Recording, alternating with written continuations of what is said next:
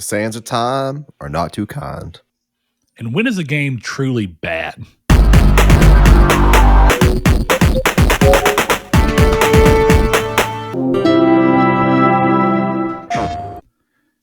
Well, hello and welcome to Triangle Square to PlayStation Podcast. I'm your host, Brett Beck, and alongside me this week is none other than Saul Bridges in the flesh, as you can see, as he's apparently a rave in his game room.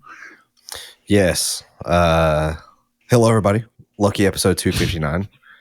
Finally got my situation figured out. I had a feeling of what it was. It was my bandwidth for my USB ports because I only have one working one on my case, which is weird, but I think it was an accident. Hey, it's all solved. Patreon funds came in Patreon clutch. Came through. Thank you guys. Thank you all. You can learn more about our Patreon and where to find us later on in the show. But we always start the show off with the normal scoop. I guess, speaking of scoops, we should fill y'all in. Chris died. Chris has been having a health issue. I'm not going to say much more than that just for his privacy. I don't know how much he wants to. Go ahead. I'll say for anyone who was watching last week specifically, and occasionally maybe in audio you could pick it up, it was probably pretty evident that Chris was in pain for large chunks of the show, and yet he pushed through and did it anyway. But he is out getting his stuff handled. So, Chris, I know you listen to these things for whatever reason. So next time, let the doctor do the vasectomy. Can't do it yourself, buddy. Anyway, Saul, go ahead. Continue your rigmarole as they go. Where did rigmarole come from, by the way? I want to look into that while you do. Rick Astley. I almost wonder. No, I have no clue.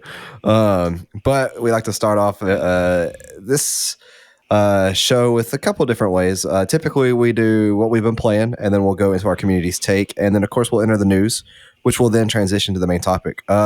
Forewarning, since it's only us two. Also, it's my birthday tomorrow. That the day this goes live, I will be doing birthday cake shenanigans later on tonight. So we're not going to do a super long episode. We'll do probably a normal length episode, but just in case if we seem to rush at all, there's some context there. But Brett, what have you been playing? I have been playing exclusively Infamous 2 still, and I have good news for anyone who's been curious of PS Now. I continue to have essentially a flawless experience of PS Now on PC when I'm playing streaming through a hardlined connection. My bad news came from my own idiocy and lack of paying attention in the moment. And some of the things that you take for granted from modern gaming, like it's not even a problem, but it's, for anyone who doesn't know, I've kind of mentioned, Infamous 2 has been a game that I should have had the platinum on long ago, but whenever I beat the game on hard and the trophy glitched out and didn't give it to me, I kind of just gave up and left a few trophies short. Right. Previously, I'd gone on random times and gotten the few that I had still needed, which is like the UCG, which is user-generated content. I knocked those out, and all I have left is a hard mode playthrough and get all powers on one character. And the reason I didn't get all powers on one character is because I was like, I guess I'm not getting the platinum. Why waste the time? Originally. But now that I'm back up and playing, I was playing on a good karma because my other save that's active on the PS Now server is a story cleared evil playthrough, and the game rewards you with an extra big chunk of XP for beating both karmas when you complete the story of the second karma. So my goal was to get a bunch of extra XP on my good karma and be able to spend that towards everything. The powers system is set up to where you have to do pretty much all the side missions in the game in order to buy all powers. So I was doing that and collecting all shards and all collectibles because I hadn't played the game in years. I was having fun. In a moment of being curious and wanting to make sure that I was indeed playing the correct karma, I loaded up my other save. While talking to Chris and Blake in our little private Discord thing that we have about some stuff that was going on. We were ironically talking about Prototype 2, similar vein game or Prototype. And in talking to them, I wasn't paying attention. I went to try and load my other save, and I forgot that the game asks you if you want to save before you load. And I thought it was asking me if I wanted to load. And so I hit yes. And then I hit the save that I thought I was trying to load. And I saved over the save I had been working on the entire week up until 2 days ago. So it was Sunday. It was Sunday that this happened, that I saved over my file. And I decided to restart because I'm still enjoying the game and strictly streamline only the story. And I've gotten back, as of today at lunch, I've gotten back to where I was when I oversaved my file, but I've done none of the side content. Oof. So it's one of those things where I feel like it's a cursed platinum. Like, for some reason, they just don't want me to have it. Like Seth and, what was it, Skyrim or Uncharted? Or both, technically. I think so. Well, yeah, it's like Uncharted 3 didn't want to let him even play it because it was like he just straight up, every time he'd try and play it, there'd be some huge game-breaking bug that was uncommon. But it's unfortunate because it's long been the only game from Sucker Punch that I do not have the platinum in. So it's kind of that thing where it's like I have Sly Cooper 1, 2, 3. I don't have Thieves in Time because it's not technically a Sucker Punch game, but I do have Infamous 1. I have Infamous Second Son, and I was going to ask you, so you have Second Son? Yeah, Second Son's platinum is. What's your opinion on that game again? Very easy, man. It's playing Infamous 2. I kind of want to replay Second Son whenever I get a chance, just to have a slightly more nuanced opinion. Playing them very close, it's one of the absolute best gameplay experiences you will ever find. There's something about that game and its sheer understanding of how to make open world traversal fun so that your moment to moment gameplay is just consistently like so fun. Involved. Yeah. But in like ways that just seem intuitive and fresh and get you around the world quick. And the world's big enough that when you're moving through it quickly, you feel like you're making progress, but you don't feel like you're instantly reaching the other side either.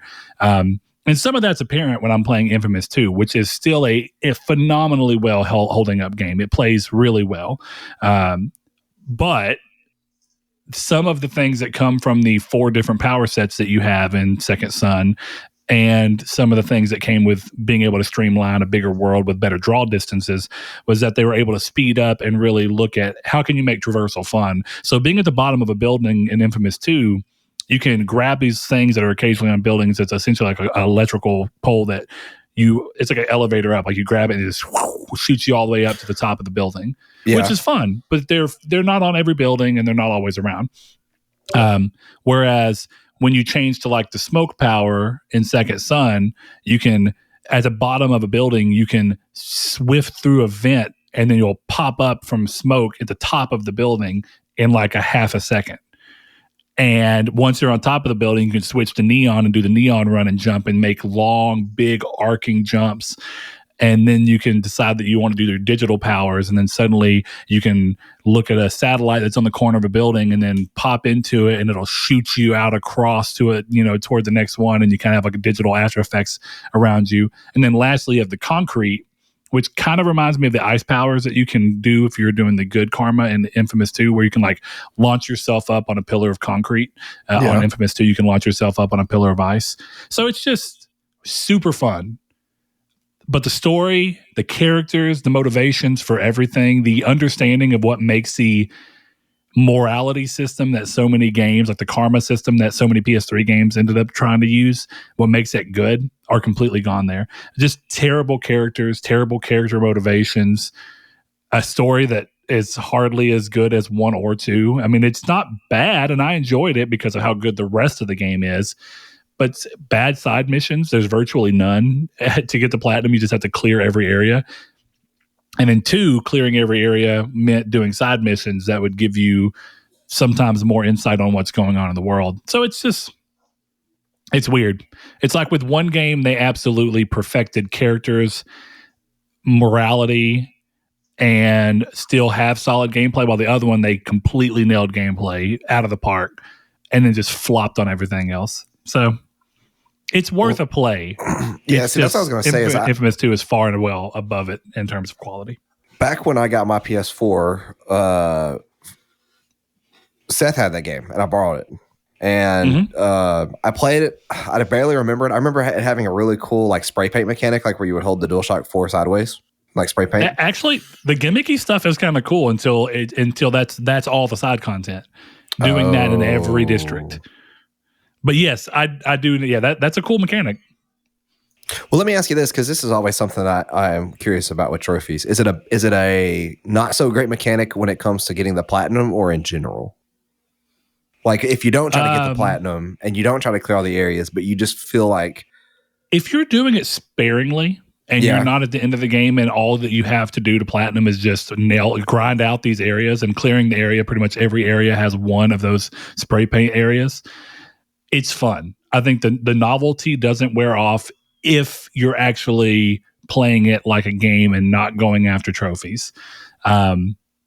Which means that if you're smart and you know you're kind of wanting to go for the trophy, you can try and pull those more into in between gameplay moments. That way you're not eventually at the end of the game going between one spray paint mechanic to the next, because that can't happen when suddenly you're just grinding out. If you can kind of have it to where you do a story mission or two and then run around and find a couple of whatever upgrade things that you need, and then, oh, hey, I'm going to do this little spray paint mechanic real quick, then it's not so bad.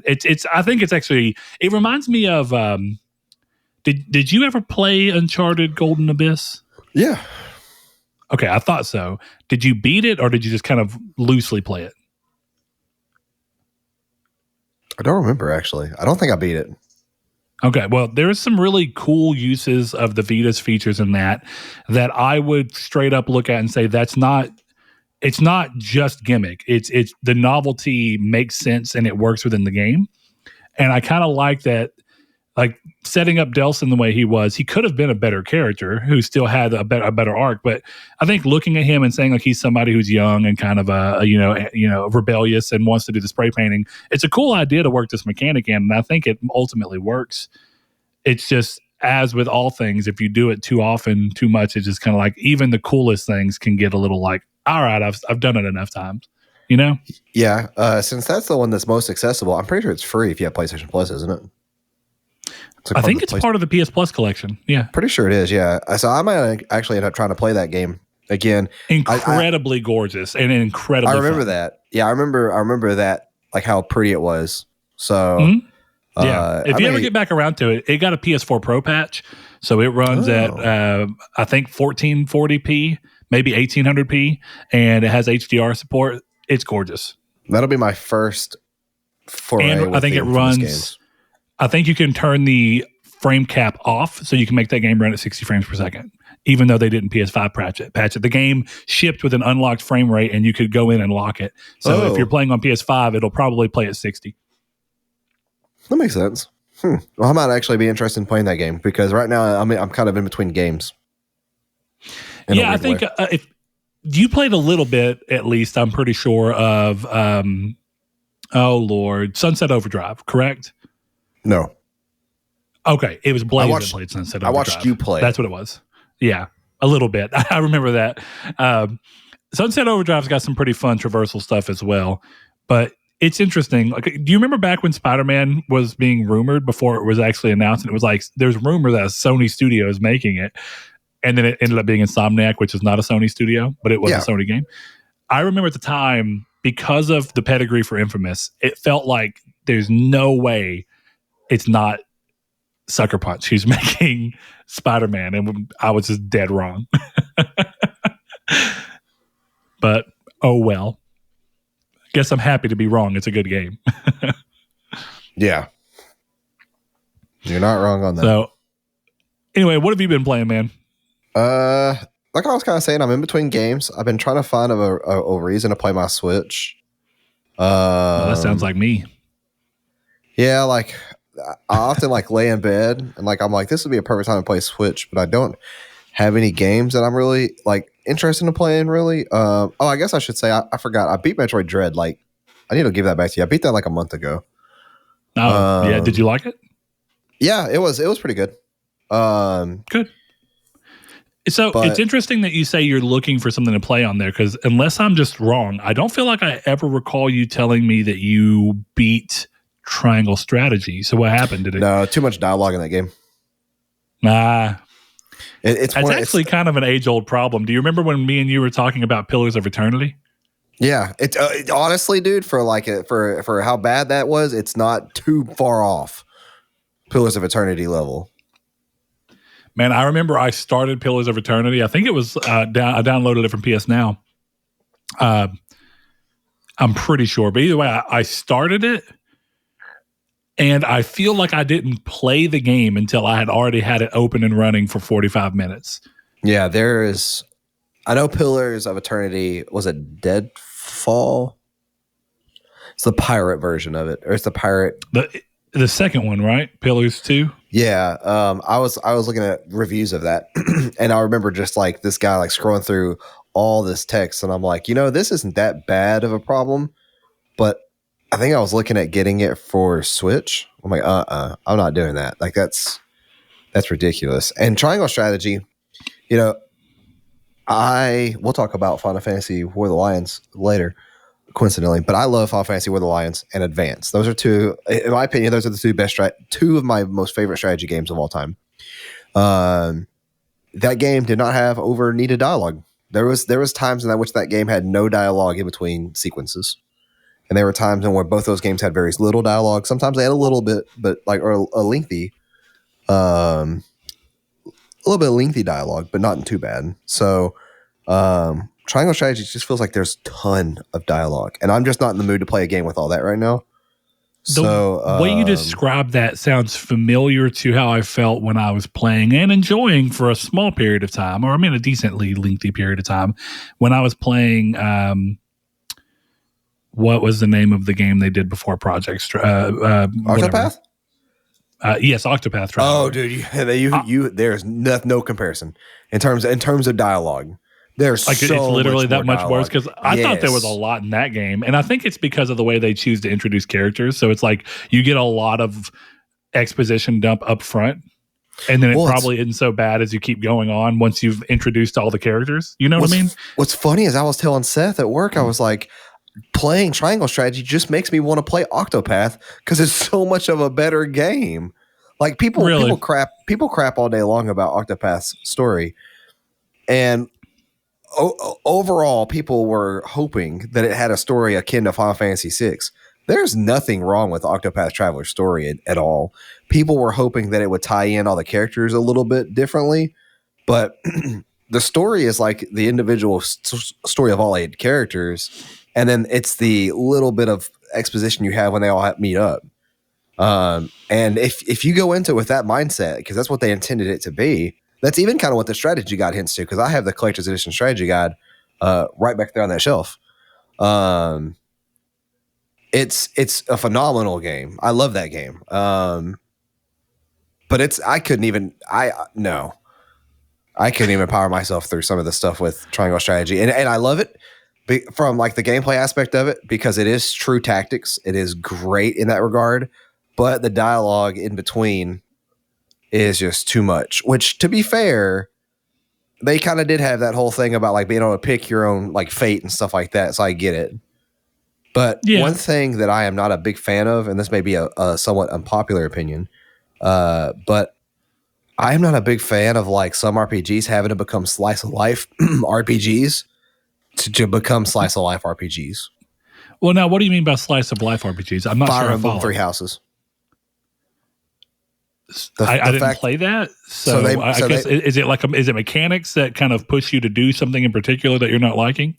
It added a Persona style effect to it of like you in school, and then you can doing activities and going around and hanging out with friends or whatever. Okay. It was. Yeah. And I love that in Persona games. I do not want that in a different kind of game. I'm sorry, but like that's Persona's niche to me. That and like Danganronpa kinda, because Danganronpa like that. Rune Factory 4 had that actually. Or Rune Factory 4. But I thought it fit really well within that game setup. Yeah. Yeah, I mean, yeah. It's just for me, it is very hit or miss, and it missed pretty badly. So. But in terms of like what I've actually been playing this week, I did the newest raid in Destiny Saturday, Valve Disciple. Oh. And that was a really good raid. Yeah. It's probably my least favorite raid of all time. But it's really good, but it was least favorite. Yeah, it was. I mean, mechanically it was pretty fun, but I was not having fun because I was underleveled.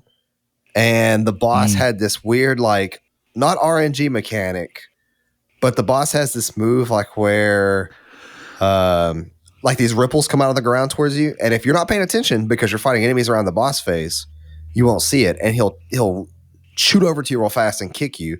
And for me, it was a one-hit kill, and it happened so many times.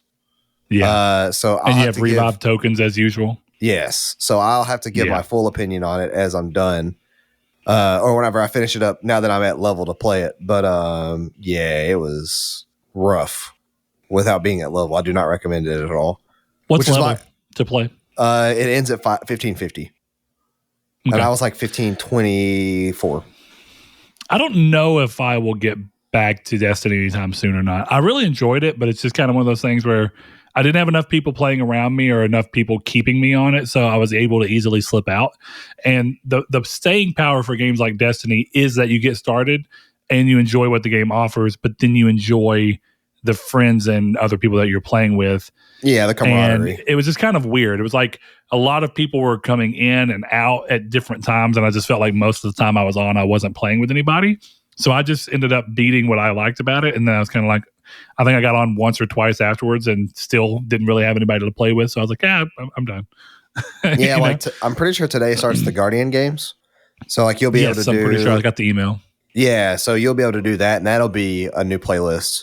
And they revamped Strikes a little bit, so that Strikes now includes something called Battlegrounds, which I don't know if you ever did those. I didn't. But it's like... I really don't know how to describe them. It's like they're strikes, but they're not really mechanically driven. They're like fighting. They're like I don't know. They're weird. It's like King of the Hill. It's like you get to an area and like from my thing, it's like you have a boss and you kill the boss and then you progress on and then you kill a boss and you progress on. So it's not really like King of the Hill. It's weird. I don't know how to describe them. Okay. Yeah, it's kind of just... that's probably good, because the problem with Strikes in Destiny 2 is that they're like mind-numbingly boring, because you get to where you're playing the Strike playlist because it's part of getting your weeklies, and it's just like you don't even have to try. Oh yeah. As opposed to like Nightfalls, which I guess, did you ever get around to doing Grandmasters, or you still haven't, right? Absolutely not. No. Grandmasters are incredibly fun because they're challenging and they force you to be head of the game the whole time. Whereas most of the time when you're playing Destiny 2, you're just doing that weird thing of kind of talking to your friends while secondarily paying attention to the game, depending on what you're doing. Like it's far more akin to raids, but without the same stress level of raids where you've got to have micromanagement of the overarching mechanics. Instead, it's like, the strike, and you know what you've got to do, but you've got to super pay attention to everything surrounding you, not necessarily the mechanics. Nothing changes mechanically within the raid. See, and that sounds fun. Or Strike. Yeah, it's fun. If you end up sticking around and getting max level to where you can do them before end of season, I think you should. I think you'll have a good time. If I do get back around to playing, I would do those with you. I quite enjoyed them. Well, I could tell that all the guys in our Discord for our clan, they've been trying to do one specifically, the one called the Light Blade, and it's like you can tell it's driving them crazy in there. They're like posting like guide videos, and it's like it seems like it's a real big challenge. Yeah, you have to be spec'd out very specifically, and things can one hit you, or not really one hit, but things can, like, depending on where you are, things can one and a half hit you, if you kind of want to say it that way. But there are some interesting things that you have to learn to kind of cooperate around. So it's very fun, but hopefully you'll get around to it and you can kind of see what that is. But in the meantime, what's the next thing you think coming on Switch that will actually pull you to play it? Well, I think it's already out. It came out like a week or two ago, maybe like a month ago. It's 13 Sentinels, Aegis Rim. Oh, it did. Or Aegis Rim, Switch, 13 Sentinels, I think is what. Yeah, that's the next game I'm getting for sure. And it's funny, I was complaining about Triangle Strategy for too much dialogue, and I am now going to a visual novel. But strictly known for massive hits of dialogue, yes. Yes, but this is a visual novel. I'm going in with knowing that that's what it is. And to be fair, if I paid attention to marketing for Triangle Strategy, I would have known more about that. Well, that is the danger to going into games blind, is that you can get surprised by something that you didn't expect but you enjoy, or you can expect something because of other games of yore, like you talked about War of the Lions and Final Fantasy Advance and Tactics Ogre and games like that aren't necessarily so exposition heavy. Yeah. And then you come into it with an expectation that's not really fair. I didn't know that there's a slice of life. That actually makes sense as to why there's so much dialogue, because that's a very visual novel style thing where it's just you talking with someone else and being like, hey, I'm going to learn more about you and get some information from you and potentially maybe date you depending on what's going on. See, I might be completely wrong if that's how Triangle Strategy is, but that's how it's setting it up with how much dialogue there was in like the first 7 or 8 hours that I played it. And it was just, it got to a point where I'm like, if this is how this game's going to be, which it feels like it is, I'm not going to do it. We're not right now. There'll be a time in which I want that, but I don't want that right now. For sure. But yeah, I forgot about this. I downloaded Yoko Taro's game finally. And Isle of Dragons? Isle of Dragons, yeah. Yes. And I'll you guys tell me how you like it. Yeah. Oh yeah. The demo was really fun. So I'm super excited to play that, but I don't know when I'm going to get to it. Hopefully soon.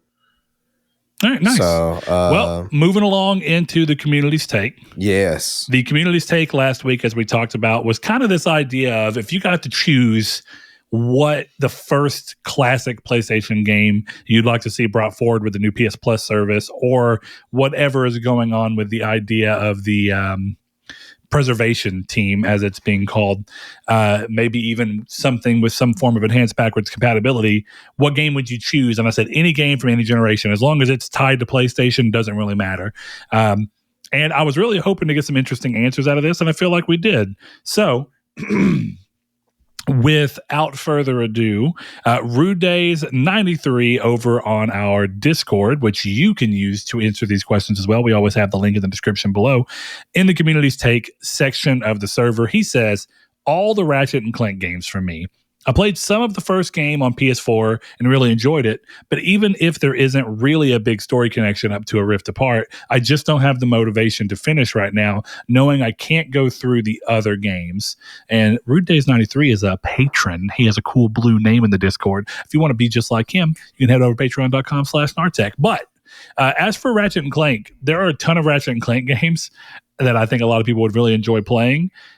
And PS Now is, again, better than I thought, but you have to have a hardwired connection for it to be as good as possible. I did, out of curiosity, try my PlayStation 5, which is through Wi-Fi and then streaming again, and it wasn't as good. Like, I could play it. And speaking of Ratchet and Clank, I tried out Ratchet and Clank Future Tools of Destruction. Tools of Destruction, I'm pretty sure. Either way, I didn't play a lot of it, but I played the opening mission where you kind of run through as Clank, and it would be great if there was an easier way to play those, and it seems like those are intended to be included, but I don't know necessarily all of them. So we will see. One more off of Discord, and then I'm going to lob it over to Saul to see what we have on Twitter. Another patron, TTDog666, says, Dino Crisis. Have no idea what the story in the original was. My copy was in Japanese. Parasite Eve would be another. It never got released in Europe. I did not know that. I didn't either. Yeah, that's kind of shocking, actually. Yeah, Parasite Eve is an all-time classic, but it's also just it's one of those things where side discussion. Blake in the Discord that him and Chris and I share was talking about Devil May Cry because he's getting around to playing the Devil May Cry games, and he's like, he said the camera in this game is so bad. And I said, well, which one are you playing? He said Devil May Cry 1. And I got to agree. Oh, yeah. The fixed camera in Devil May Cry 1 is awful. But when you think about the fact that it was intended to be a Resident Evil game that switched midway through development, the camera angles feel like Resident Evil camera angles, which makes more sense for a slow-paced shooter, kind of zombie shooter adventure game, and not nearly as much sense for a hack and slash game. Yeah, but it's thankfully Devil May Cry 2 and 3 are significantly better. Yeah, I was telling him, because he was like, did the rest of the series have them? And I said, yeah, they all have them besides 5. 5 is the only one with a completely free camera, but they're all God of War like fixed camera. and you occasionally get to adjust it just a little bit. But I was like, it follows the action in a way that makes sense, so it's not annoying. And then it frees up. The classic thing about fixed cameras, which I will admit to loving, is that it frees up the right analog stick for the best twitch reaction that I've ever had. I love this in games. When you get to use the right analog stick to flick where you want to dodge to. Oh, yeah. Like when you're like, oh, I'm about to get hit, flick the right analog stick back and I'll do a little backflip. I love that. Since he's playing Devil May Cry, I need to recommend him playing Beautiful Joe next. Just because that's also a slept-on series. That's really good. That is very, very older. The first entry of that was a GameCube game, right? GameCube. Was it on Xbox as well? No, I think it was GameCube. I thought it was. Okay. It was a GameCube launch exclusive that eventually came to PS2, and then you could play as Dante in the PS2 version. That's right. I do remember that. By the way, just a little check back in. Rigmarole comes from mid-18th century, which is an alteration of what used to be ragman roll, which originally denoted a legal document reading or recording a list of offenses. So it was kind of like, here's everything that you've done, and it just became rigmarole as it kind of slid through the generations. You learned something today, hopefully, on this show. Yeah. Go ahead and grab one of the community's take answers off of Twitter, though, Saul. Yeah, sure. So my boy Sean Santarud, he hit us with a great one, and it kind of ties back into fantastic style strategy games, but Vagrant Story. That's a great one. Vagrant Story is classic. That ties into Ivarus. Or Ivalice. Ivalice, yeah. Or Ivalice, whatever. Ivalice. That's my favorite. The big problem is that for a long time, that was only ever spelled and never said.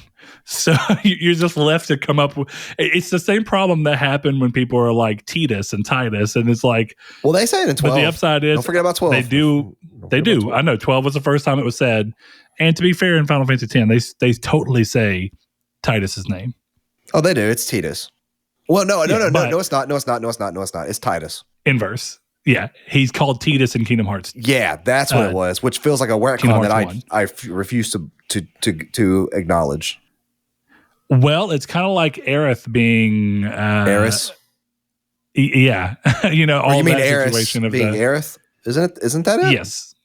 Yes, because the original translation of 7 was incorrect and named her Aerith when it was supposed to be Aerith, if I remember correctly. Yeah, that's so that's in Kingdom Hearts, they included her by her actual translation name, which should have been Aerith.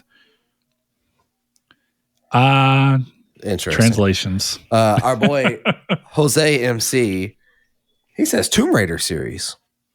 Make it happen, Square. That's as the news will tell you, that's not on Square anymore. But I feel you nonetheless. There are some all-time classic great Tomb Raider games. There are moments of where I remember in PS1 playing the trilogy, the Tomb Raider trilogy that had 1, 2, and 3 all in one collection, and just going into the section. I can't remember which game it was. I think it might have been 2, could have been 3, where you go into Laura's like penthouse and there's a huge pool and you can like get on the edge of it and do the little edge stand where she puts her hands on and then puts her legs straight up in the air. And I just thought that was incredibly cool as a kid. I was like, you could do this in a game. Amazing times. We'll see if that comes away. Yeah, we'll see. No Fate over on Twitter. He says Burnout 1 through 3 because EA insists on releasing shite Need for Speed games. I rebuke you, sir. How is Need for Speed Heat? That game's on sale right now. Fantastic. My favorite $10, I think. Yeah, dude, for $10, an absolute steal. It's my favorite of the 3 from this past generation. Though 2015's reboot is also incredibly good. The worst one is still a solid game, and it's Need for Speed Payback, and that was the middle child, where they did that weird progression system where they tried going like microtransaction-y with it, and had it where that had like the card system, right? Yeah, like you had to buy cards, which gave you a random chance at winning a part. Whenever it came to upgrade your card. It was really weird. Like, wasn't like a trading card game, but like in a weird way, like where all your parts were actually cards? It was almost like a lottery where you go to the part store in the game, and it would refresh inventory every day, and you would just see a manufacturer and what the part should be roughly, like what it was going to go towards benefiting, if I remember correctly. Oof, no, and you click it, and it had a random chance of rolling to a higher rarity or a lower rarity. It was weird. It completely ruined the upgrade spirit that Need for Speed normally is really good about. It didn't completely ruin it. You could still do it. It was just very stifled. Right. So, but they fixed that and did not repeat offend with Heat, and Heat is a very good game. I like try Heat. It's on sale right now for like I think either $10 or $14. So on PC or just on PS4. Nice. Yeah, I have it on PC as well because I have EA Play as part of Game Pass, and I've been playing it on PC off and on. I didn't play it this most recent week. I have that too.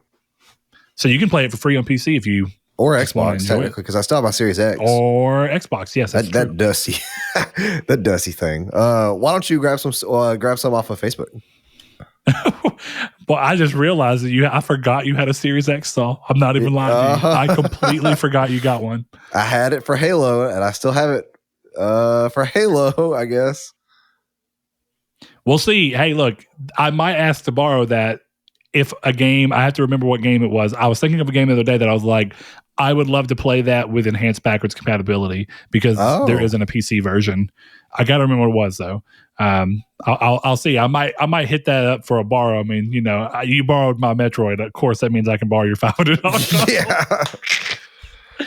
No, so I can borrow it because you love me and I'll take care of it. But anyway, that's true. Over on Facebook, we have Matthew Green, another patron. He says Time Splitters just because I thought it was a really good game. Time Splitters is really good. Or parentheses, back in the day, laugh out loud. Time Splitters is dope. Some games, it is funny though.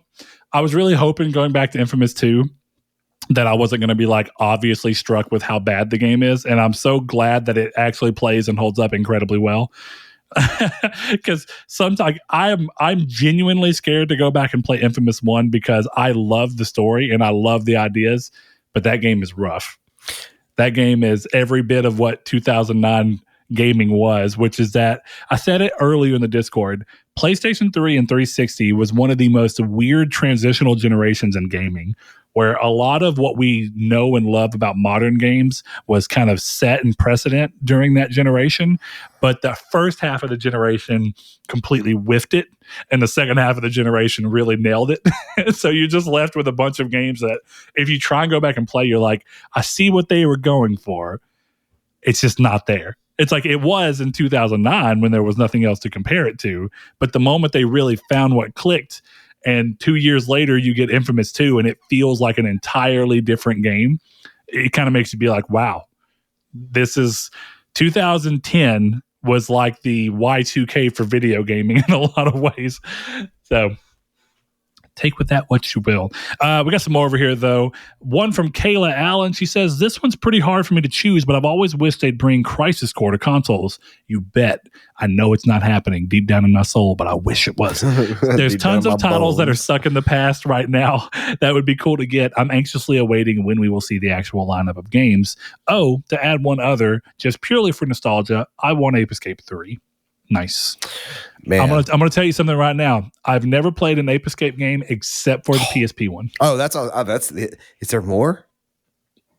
Yeah, there's the PS1 had multiple, and I think the PS2 had a single one. Okay, yeah, I've never played them except the PSP one either, but the PSP one's awesome. The PSP one was solid, but it's the only thing I have any kind of, like I know Spike and the character and what goes, but I just didn't play them a lot as a kid, or I didn't get a chance to play them as a kid. I like this one. It's short, sweet, simple. Ken Nace says Motorstorm with DualSense support. And I 100% support that. That'd be pretty because sick. Motorstorm is all about off-road racing up until Apocalypse, the third one. And you're doing a lot of mud and stuff that I think would be really cool after playing dirt, where you get to feel like the mud kind of catching your tire and slipping in your hand. You can kind of feel it going throop, like into your palm because of the DualSense. Yeah, there's a PSP one as well called Motorstorm Arctic Edge. And then there's an over-the-top RC one called Motorstorm RC. See, I know those two. I didn't know there was 3 console releases. I thought there was 2. Yeah, it's called Apocalypse? Apocalypse is the last one. That's 3. pretty sick.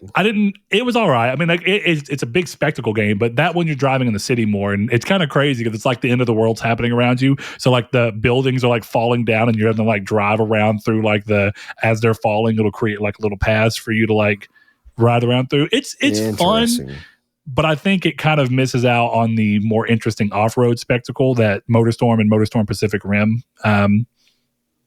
Was it called Pacific Rim? I think that's right. Pacific Rim's a movie about kaijus. Pacific Rift. I know. I like that's why. But yeah, that game was awesome because Motorstorm, the first one, right, was a launch PS3 game, and you could like punch if you're on like a dirt bike. You like punch the people that were beside you and stuff. Punch people off dirt bikes. You could ram into other cars and like see parts and bolts flying off of them. That was cool, right? It was very next gen at the time. But then Motorstorm Pacific Rift came out. And it brought in all the physics that go with water. So you could boost and your engine would start to get hot. And if it got too hot, it could mess you up. But you could find and strategically drive through puddles, which would cool your boost meter down. Or you could hit big jumps, and the air that would come in from the bottom side of your cab would cool your boost down. And the game just was like in tropical islands, where the first game was primarily like dirt canyons and stuff like that. But I love those games. I have a huge soft spot for them. Even the PSP one, Arctic Edge, was a great game. I really enjoyed it. That was from the now defunct Big Studios. Oh man, so many studios Sony has killed off. Well, hopefully we can see somebody take the mantle and make a one for the PS5 with a DualShock. That'd be cool. Dude, if nothing else, if they literally brought back Motorstorm 1 and 2 and 3 as PS3 games that they could find a way to get running either natively with DualSense support or... This is actually a huge problem. I am playing Infamous 2, right? On computer. And I have a DualShock 4, and I almost went and got it, but I was like, this is ridiculous. Do you know what hasn't happened? You cannot play on computer, you cannot play PS Now with a DualSense. I'm having to emulate a DualShock 4 with DS4 Windows through my DualSense to play Infamous through my DualSense. Why? Just because I don't know. Makes zero sense. Sony makes both products. Sony has actual supported drivers for DualSense for Windows, and yet PS Now does not use them. And when you try and play it with just it plugged in, it says plug in a supported controller. So let me hit you with another little thing that I'm upset about, that I think about almost daily. Who made Bluetooth? I actually don't know that. It doesn't matter who made it because it's so universal, right? Why can't I use Bluetooth on my PlayStation 5? Oh, yeah. Why can't I not pair any pair of headphones I own to the PlayStation 5? You know what really makes me angry? Is that I have a Roku TV. I can pair earbuds to my phone and listen to my audio from my TV through my phone. I cannot do that with my PlayStation 5. It's blocked that way. I thought I found a workaround. Yeah, welcome to the world of corporate greed. It's so annoying. This has been an issue since PlayStation 3. The first console to ever have Bluetooth. Right. And I remember they came out with the Bluetooth headset whenever SOCOM Confrontation came out. Little one that hang from your ear and look like one of those weird businessman ones. It was cool, but everyone started having this thing of like, if I have another Bluetooth headset, why can I not use it? And you just can't. You can't. The Vita is a little bit better. You can actually, for the Vita, you can pair most things to just listen with, thankfully. The Switch for a long time you couldn't, and now it seems like maybe you can. If I'm not mistaken, one of the more recent updates allowed it to where you didn't have to use the adapter that someone else made to be able to use your own headphones. Is that right? On the Switch? Right. Yeah. Okay. So I don't know. For as universal as it is, I don't really know why that continues to be an issue. But back to the DualSense thing, it would be really cool if PlayStation could actually set up games that are being streamed to create a little middleman layer and say, hey, we recognize that you're playing a PS3 game on DualSense. And if there was a way to inject some kind of code in there, which is probably not, but because somebody would have to probably go through and code it. But it would be really cool if they would find a way to be like, hey, while you're playing PS3 games through stream, we'll add DualSense support for PS3 games. That's it. Like, we're not doing anything else, but we just say, oh, we recognize this controller. Here is the DualSense version. But then I guess that also comes with the fact that people are going to want DualSense to, you kind of could though. This is weird. It wasn't the same exactly, but I'm sure you remember one thing about PS3. The faded, dreaded, whatever you want to call it, triggers on the back, and how they were downward sloping. Oh, and at the back, unlike PS2, which had the same L2R2 with the same slope more or less, but it had that plastic stop because they could, it was like a normal button press. Right. PS3 had a gradual. There was no plastic, so you could gradually pull it back and adjust your. It was essentially just like the DualSense, but without an actuator inside of it. So there was nothing necessarily to resist you, but you could feather the trigger. Right. And it was great for like racing games and stuff like that. They technically could, I would imagine, through emulation, just say, hey, just let the actuator work as a tension for what this actually is. But I don't know if they'd give feedback the other way. It would be kind of cool, though. PS3 was ahead of its time in a lot of ways and also woefully behind in others. Yeah. Oh, well, here we are. Let's see. Is there any more on Twitter you want to grab? Actually, yeah. I actually just left Twitter. I just left it, but... if you don't have any, I'll go ahead and finish up over here. No, it was a short one, a sweet one, and it was... I know that one person, I think it might have been Big Mike, mentioned a game I'd never heard of. And he made it sound like a very niche game. Sky Gunner from PS2. Yeah, and I think he said it was... What was the... It's made by Atlas. Or localized by Atlas. Yeah, localized by Atlas. Yeah, 3D third-person shooter. Interesting. I just got to shout out Ryan because he always says tourist trophy. Always. Without fail. And what's worse is he doesn't even say it. He just always alludes to like, He's like, you know the answer. He's like, you know what it is. Go ahead. You know what it is. Ryan, one of these days, I hope for your sake, you get that tourist trophy. I do. Yeah, me too. Deep in my heart. Deep in my bones. I want to say Josh Ayers, one of our other longtime patrons. Thank you, Josh. He says, Final Fantasy Dissidia Duodecim, which was a PSP fighter game that was actually incredibly fun, or Final Fantasy Tactics War of the Lines, both of them PSP games. PSP had a killer library for anyone who doesn't know that. It did. It's my second favorite I'm actually portable very excited. Handheld library. Behind DS or what? Game Boy Advance. Game Boy Advance. Game Boy Advance does have some straight bangers, I will tell you. All right, I'm going to grab two more off of, because we got a bunch, so thank you guys for all these, but I am going to grab two more off of Facebook. One I'm going to do is, I love Josh Shoop said that, but Blake Pope said the PSP Grand Theft Auto games, and I actually would not be surprised if those come, because right now there's not a lot of ways to play them. So whether we get them as the PSP releases or if we get them as the PS2 ports they eventually did, I would imagine that we will see Liberty City Stories and Vice City Stories. And if we get real lucky, I don't know if you remember this one, it was a DS game, Chinatown Wars, that eventually did get ported to the PSP. I never played it, but it needed something weird, didn't it?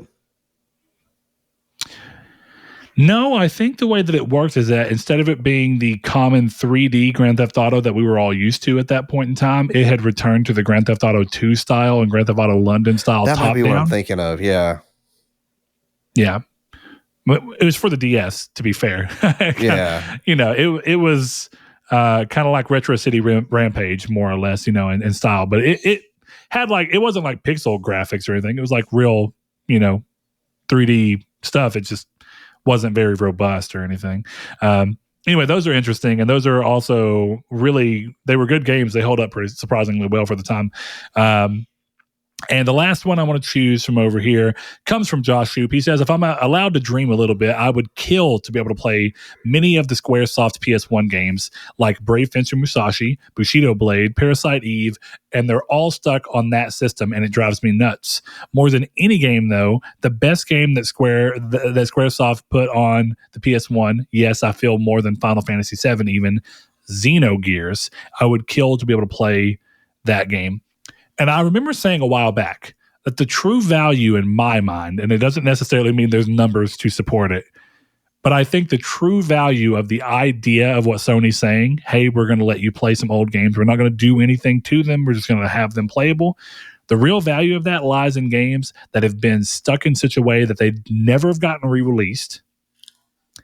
And they're stuck on systems, but they're very niche games, so they're very expensive to buy for that system. Xenogears and Xenosaga being prime examples of that. I think if done correctly, they could get a lot of games that people absolutely adore that are stuck on systems like Crisis Core, and people would actually want to go towards that premium tier for that. Yeah. But we'll see. They could. They won't. To kind of add on to his, I wasn't going to read it, but it is something that's important to talk about here. He brings up Metal Gear Solid, the very first game, and the problem that he states, and I'm wanting to double check with you because I for some reason thought I was under the impression that a PC port had released, but he says obviously it's going to happen, but I don't think he meant not, but he said it has to be a Metal Gear Solid. Despite having a computer, Xbox Series S, and PlayStation 5, there is no way I can play Metal Gear Solid currently. Something about that seems so bizarre that it's impossible for me to buy that game and play that game outside of just owning the original and having a PS1 to play it on. Now, correct me if I'm wrong. Two things about that, I guess. The other thing is it's still not on modern consoles. You can buy the PS Classic on PSP, PS Vita, and PSP's gone, but PS Vita and PS3. And am I wrong, Saul, that there was a computer port? Didn't you buy a computer port for Metal Gear Solid 1? Yeah, I did. It's Metal Gear Solid on it's just Metal Gear Solid. I wonder if he means Twin Snakes. I'm pretty sure he's talking about Metal Gear Solid 1 because he's talking about being stuck on play. I've seen him talking about it on his Facebook elsewhere, and I don't. Here's the real question: did Metal Gear Solid's PC port get pulled? Like, if you already own a license, you can keep it, but they've otherwise kept it. That I have no idea. Because maybe that would make more sense. But right here, Metal Gear Solid on GOG. I'm looking right? at now. I'm not saying it's good. I don't. It may not be. I already have this installed, so I can't tell you if it's done something wacky with the price. It just says if I go to it, it says buy as gift or go to my library. It says it's $7.49 though, and it's cut down from $9.99. I wonder. Do you mean? So Twin hold Snakes? on. Let's back off. Let's back up because Microsoft Windows was apparently an original port. Hold on. What? It was followed by an expanded version for PlayStation and Windows called Metal Gear Solid Integral. So apparently, Metal Gear Solid released on PC back in a long time ago. I actually did not know that until today. Yeah, I'm not sure about that. I don't know. PC version. The PC version was released in North America, Europe, and Asia in late 2000. Published by Microsoft Game Studios and developed by Digital Dialect. Wait a second. I knew that. I think that's the first way I played Metal Gear Solid. It supports the use of a keyboard or a USB game controller with at least 6 buttons. And we had a USB game controller that did not work for it. We did have that on PC. You had to use the keyboard because that was back when arrow keys controlled your character and not WASD. So what I understand here apparently is that WASD did, but the arrow keys controlled your camera. No, there was no camera control. It was for sure arrow keys. Apparently the version that you can get on GOG is literally just a very basic reissue of the original PC port. So apparently it's not very good. Yeah, because none of them have had remakes at all. Like, I mean, technically 3 got like a remake in a weird way, like with Snake Eater. If you consider that a remake. I mean, but they kind of did that for all of them, right? Didn't Metal Gear Solid 2 have a different version? Because it was Sons of Liberty, and then didn't it have its own other version? It's been so long. Also, technically, I don't know if it was a port or a remake or what, but I don't know if you remember 3DS has Metal Gear Solid 3D. Yeah, that's just Metal Gear Solid 3. Yeah, that's why I didn't know if it was a remake or just a port with 3D added into it. Wait, hard to say for me, but no, Metal Gear Solid is just Metal Gear Solid 2: Sons of Liberty. So it's just three. It's three with Subsistence and Snake Eater. Subsistence is first. Yeah, Snake Eater is second. Yeah, Snake Eater had the improved. Well, hold on. It had the improved. You had free camera control. Camera control. Was it free or was it just behind the back? I think it was just behind the back. I don't remember it being. You might be right, but I know that the camera definitely changed. See, that's one thing that kind of angers me is I haven't played these games. I didn't play Subsistence. I haven't played Subsistence, but I watched someone play it, and then I played when Snake Eater came out, and I remember like this feels different, and I remember it being that I thought it was the camera angle. There's some other changes. I rented Subsistence and then bought Snake Eater. Look at that. Beautiful. All right. Well, guys, thank you so much for tuning in, or not tuning in, sorry, but chipping in for the community stake section. And hopefully y'all will have some zealous answers for us to get into and read for this upcoming one. But we're going to go ahead and sneak into the news first and foremost right now. And the first thing on the news here is actually some pretty interesting stuff that came. Ubisoft's remake for the classic, this is as of today, Ubisoft's remake for the classic title Prince of Persia, The Sands of Time hits yet another development hiccup, as it was announced that development for the game is being shifted from Ubisoft Pune and Mumbai, I don't know if that's how you actually say those, apologize, to being led by Ubisoft Montreal, who were the studio behind the original games released back in the early 2000s. The press release continues as follows, quote, "This decision is an important step, and the team, building upon the work achieved by Pune and Mumbai, will now take the time they need to regroup on the scope of the game to deliver the best experience for this remake of an all-time classic when it's ready." End quote. Whether this was an issue of the team's output not meeting expectations, or more likely than not, management issues, remains up in the air. But what is for certain is that we should not expect to see or hear from this remake for quite some time. And this is a huge hit, because I feel like when they first showed this game, Saul, and I think you might agree, when they first showed this game, they acted like, and they even gave it a date, they acted like this will be out and we're basically nearing completion. Yeah. Do you remember that? And then we got struck with this thing of internet backlash being like, this is not good enough. Remakes are being handled at far higher levels from the likes of Activision, which if you look at that now, Activision is, I guess, the new Ubisoft, and the fact that I'm pretty sure back when this was revealed at Ubisoft was going through sexual misconduct allegations. And now Activision is doing the same. But still, when looking at it, it's like there's so many other remakes that are being done at high quality that people thought it wasn't enough. And so they kind of went back and said, we're going to really push down and make this a bigger, better remake than what we initially anticipated. And now this happens. So Saul, I know that much like me, you were looking forward to this. The Sands of Time is one of my all-time favorite games. It's a fantastic game. Even the original still holds up to this day. What are your thoughts here? I am disappointed, but it's always one of those like bittersweet disappointments, quote unquote, where I was looking forward to this. I have been waiting for this for a while now, and I am hoping that it will be as good as the original, because as you said, the original holds up to this day, like, easily. It's both it could be a good thing or it could be a bad thing, right? I'm kind of trying to juggle this in my head. I've been trying to think of it all day.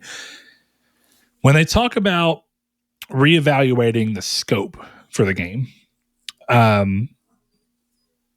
it makes me wonder, what style of remake are we talking about here? Is this a strictly remake, essentially like what we saw with Shadow of the Colossus and Medieval, and even Demon Souls in most ways, where it's virtually the same game, mechanics are unchanged pretty much entirely, besides maybe some fixes that the original didn't get to fix, and that's it, with a new pretty engine and graphic systems? Or is this one of those remakes that's more like a Fire Red, Leaf Green, or Omega Ruby and Alpha Sapphire, where they're looking at the original game, but they're coming up and rebuilding it from the ground up and using some of the ideas and the story, but expanding on the mechanics and ideas in ways that were not in the original. Or possible when the original was made. And then that becomes the question of, I don't actually know which one I want. Like, part of me wants to play just a better looking, slightly smoother running, and maybe feeling like maybe tweak the controls just a hair, but more or less keep the same game that Prince of Persia Sands of Times was. Yeah. But at the same time, there's parts of me that think that if they don't go too crazy, there's some cool things that they could do to expand on the story and expand on the presentation, and maybe even expand on the gameplay just a little bit, that could make the game familiar for longtime fans, but new enough and jazzy enough that people who are coming in and playing it for the first time have a new version. So kind of like Final Fantasy VII Remake in a way, if you kind of want to look at that, right? I don't know. Part of why I was excited for that game was being able to play a game that was thought of and developed and made with the restrictions in mind of that era of console, when games weren't so large and didn't seem so massive and like you're inundated to play them once you start because there's so much to do. But at the same time, going up in scale with it a little bit and modernizing it and doing something could be really cool. Do you have a preference of where you hope it actually lands? Or do you think when they say scope, they're meaning more just how deep into the remake they want to go from like a graphical presentation level? It's weird. I think the original one, I remember it playing incredibly well. So I don't know what they could do to improve upon it from a playability standpoint. I think that they could make it obviously look a lot better. So I don't know. It's real weird. Well, let's say that they bring it back, right? Let's say we don't hear about it for a year, and 2023 rolls around, and they say, "Guess what, guys? Here we are back with what we've finally gotten pulled together in Montreal." And what they show looks and feels a lot like Sands of Time, but there's new voice recordings and new story elements that are added, and maybe a little bit of different gameplay stuff they're showing. Are you going to be like, or is it kind of be like a middle ground, like, interesting, let's see how it actually plays out? Or is it going to be something that you're going to be like, damn, I was really just hoping for a remake of that exact original title? It's hard. I want just a remake of the original title. So if they show me anything but that, I'm going to be disappointed. I'll be open-minded, but I agree that, depending on how they show it though too, right? Presentation's everything. You can potentially win somebody over with something they didn't think they wanted.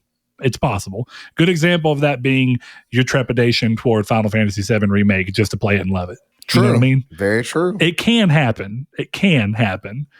But what I want to is kind of just that, like, dude, give me what I got out of Crash Bandicoot Insane Trilogy. And honestly, dude, if they were going to go, and maybe if they meant, and I don't think they do, if they meant by scope on this, that this is going from the Sands of Time to the Sands of Time trilogy, and we're going to get to play all three of them that we made. That's what that would be sick. Yeah.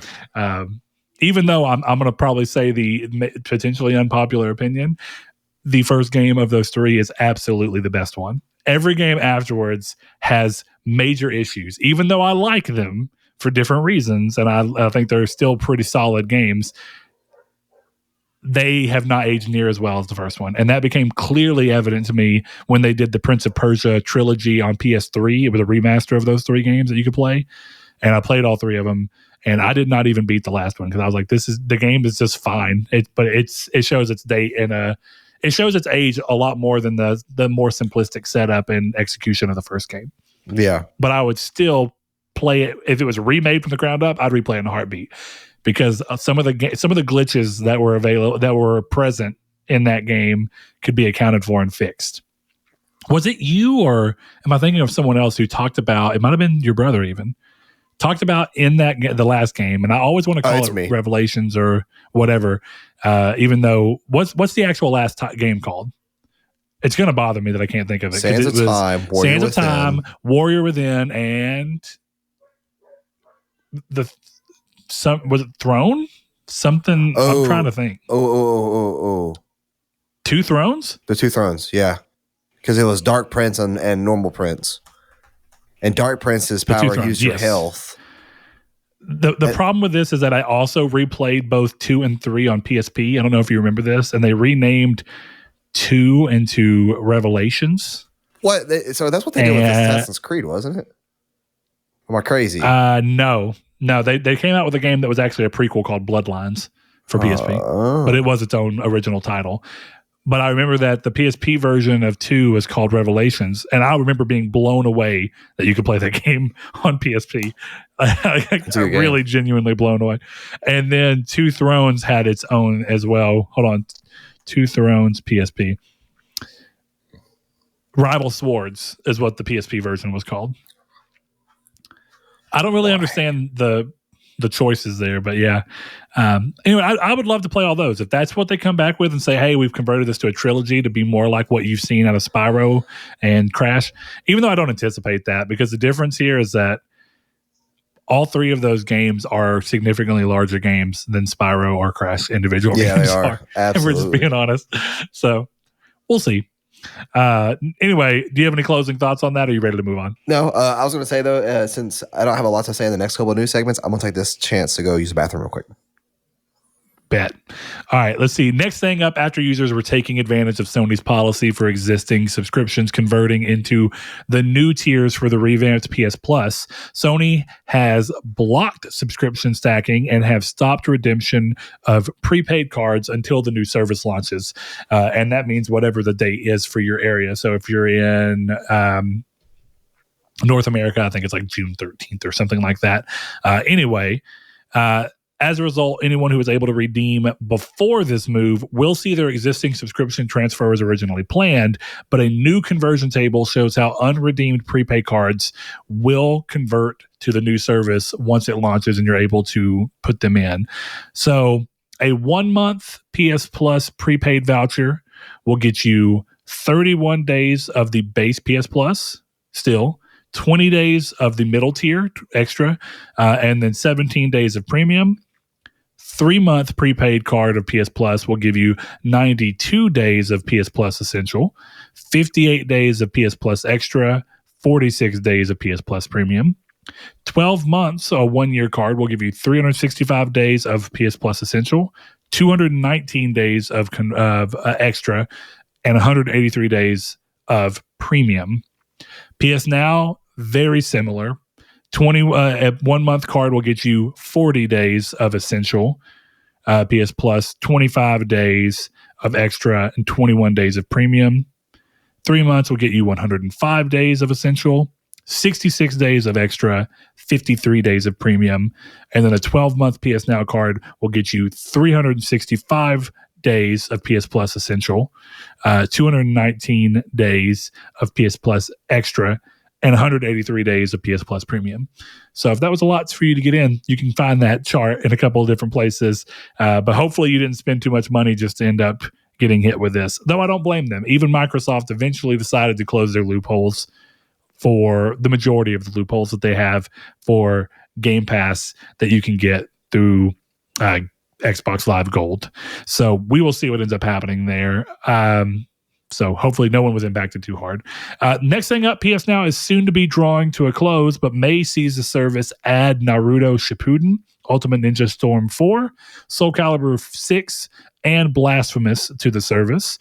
Prior to the service's eventual folding in with PS Plus, there will be conversely 56 games leaving PS Now in May, and would seem to not be found on the new PS Plus premium subscription. Some of those games include all of the Sonic titles that are on the service, so that's Team Sonic Racing, which was recently added, Sonic Adventure 1, Sonic Adventure 2, I think Unleashed is on there, Generations is on there, Forces is on there, so pretty much any Sonic game that you want to play, sadly, will not be on there as of the end of May. They're actually being removed at different dates throughout. But some of the other games that are on there are being removed on there, rather, are Metal Gear Solid 5, both Ground Zeroes and the Phantom Pain. And most hard-hitting is Metal Gear Solid 4, the PS3 classic, which up until this point has remained exclusive to PS3. So removal from this service means that PS3 will be the only way to play Metal Gear Solid 4 for now, unless something else happens to here. That's not to say that none of these games couldn't come back to the new service, but this is when their contract or whatever it is ending here. Metal Gear Solid 4 is probably the most interesting one. I would have thought that would have been a real staple of the PS3 Classic section for PS Plus Premium. And we'll instead see if maybe this is a hint towards some kind of a collection for all of the games coming. So Konami's taking them off so that they can push people into buying a collection where maybe, just maybe, Metal Gear Solid 4 might be able to be played for the first time ever on an Xbox console even. We'll definitely see how that ends up happening. Next thing up, speaking of classic titles that might actually be new to this service, the new PS Plus Premium, internet sleuths are finding evidence of some classic titles on the PlayStation Store's backend, and some titles that have been found so far are Tekken 2, Ridge Racer 2, Mr. Driller, Worms World Party, and Worms Armageddon. Now, those are games that are, I'm pretty sure, all PS1 games, but they are currently found on the back end of the PlayStation Store, which has been seen as a means through back ends of multiple digital storefronts for gaming to see games that are coming or on their way. So I would be willing to bet that those will be on there. And this is just a small taste of what will eventually be on there, as we've seen with the likes of the Siphon Filter games also being sussed out to some degree. By way of the ratings boards. Next thing up on the news, Final Fantasy 16 development continues to truck along, but seems to be going well, as producer Yoshi P shares that the title is in the, quote, final stages of development as part of an interview regarding the 35th anniversary of the series. To continue this quote, he says, a quote, as a single player game, we are aiming to integrate story and gameplay even further. Different to a game where many people play online at the same time, the extent to which the game has an individual focus changes how immersed you are in the story. I think it's become a story with quite a lot of depth to people who have grown up entering working society and think reality isn't as easy as a video game or easygoing as a video game. And at some point ended up separating from Final Fantasy. We want them to remember their passion from back then. We're making the game with that intention, which is kind of an interesting way of saying, I think Final Fantasy has been often continuing to push and kind of not worry so much about the past of Final Fantasy unless it's something like a Final Fantasy VII remake where they're trying to play off of the nostalgia and feeling and love towards those old Final Fantasies. This one outright looking at it and saying, Final Fantasy 16, we're looking at this and saying, we want this to be a classic experience. We want people to come into here and feel like this is classic fantasy, Final Fantasy. And I don't know if that's really been hit since Final Fantasy 12. Saul coming back in at the right time.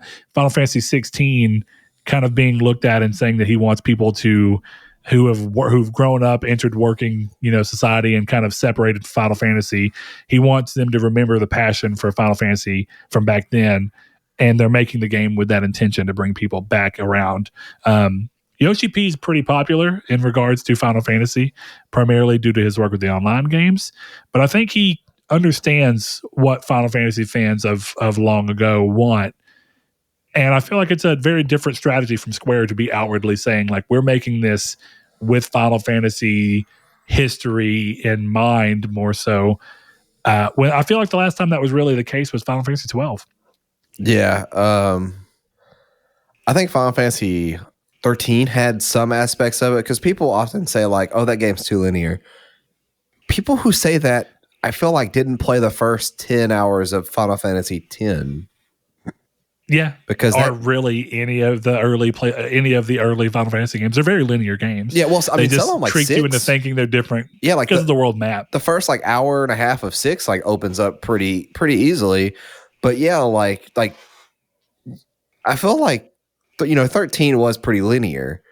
It was linear most of the way through, where most of the games do open up.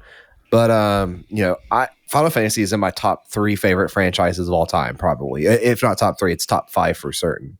Sure. Yeah.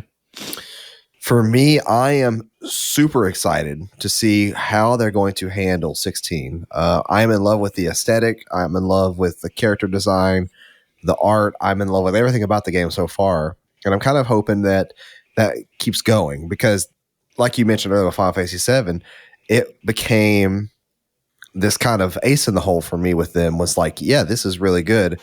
I am now anticipating them to kind of keep that momentum going strong. And that's one reason I'm not giving them slack for triangle strategy, is because I could recognize that triangle strategy is a really good game. And that's coincidentally going to be the part of the main topic. But for me, it's just not something that caught me. But I could see the dedication that was put into that. And that's kind of like something I do want to pose as like a question out there to the community of like, I love Final Fantasy games. I'm not a big fan of 15. I've tried it multiple times. I just was not a massive fan. Should I play the new one? Like, I want to hear from like Josh and Kiki and everybody and anybody else who is a Final Fantasy fan that has played the new one. Is it like worth playing for somebody who likes the originals and likes the new games? Because my Final Fantasy games, like my favorite ones, range from 6 to 12 to 7 to Tactics. I have a pretty wide berth in like what I like. When you ask, should you play the new one? Do you mean the newer version of Final Fantasy 15, or what are you talking about? I'm sorry. No, the Chaos. I can't think what it's called. Oh, Stranger in Paradise. Yes. Yeah. Okay. I got you. So gotcha. I want to be curious. Yeah. I know it has like a loot shooter aspect to it, which is kind of a very interesting take on it. It doesn't necessarily mean it would not work. I actually would be curious because it sounds like it could work pretty well if done correctly, which it sounds like they kind of did. I'm debating trying it because I've heard nothing but good about it.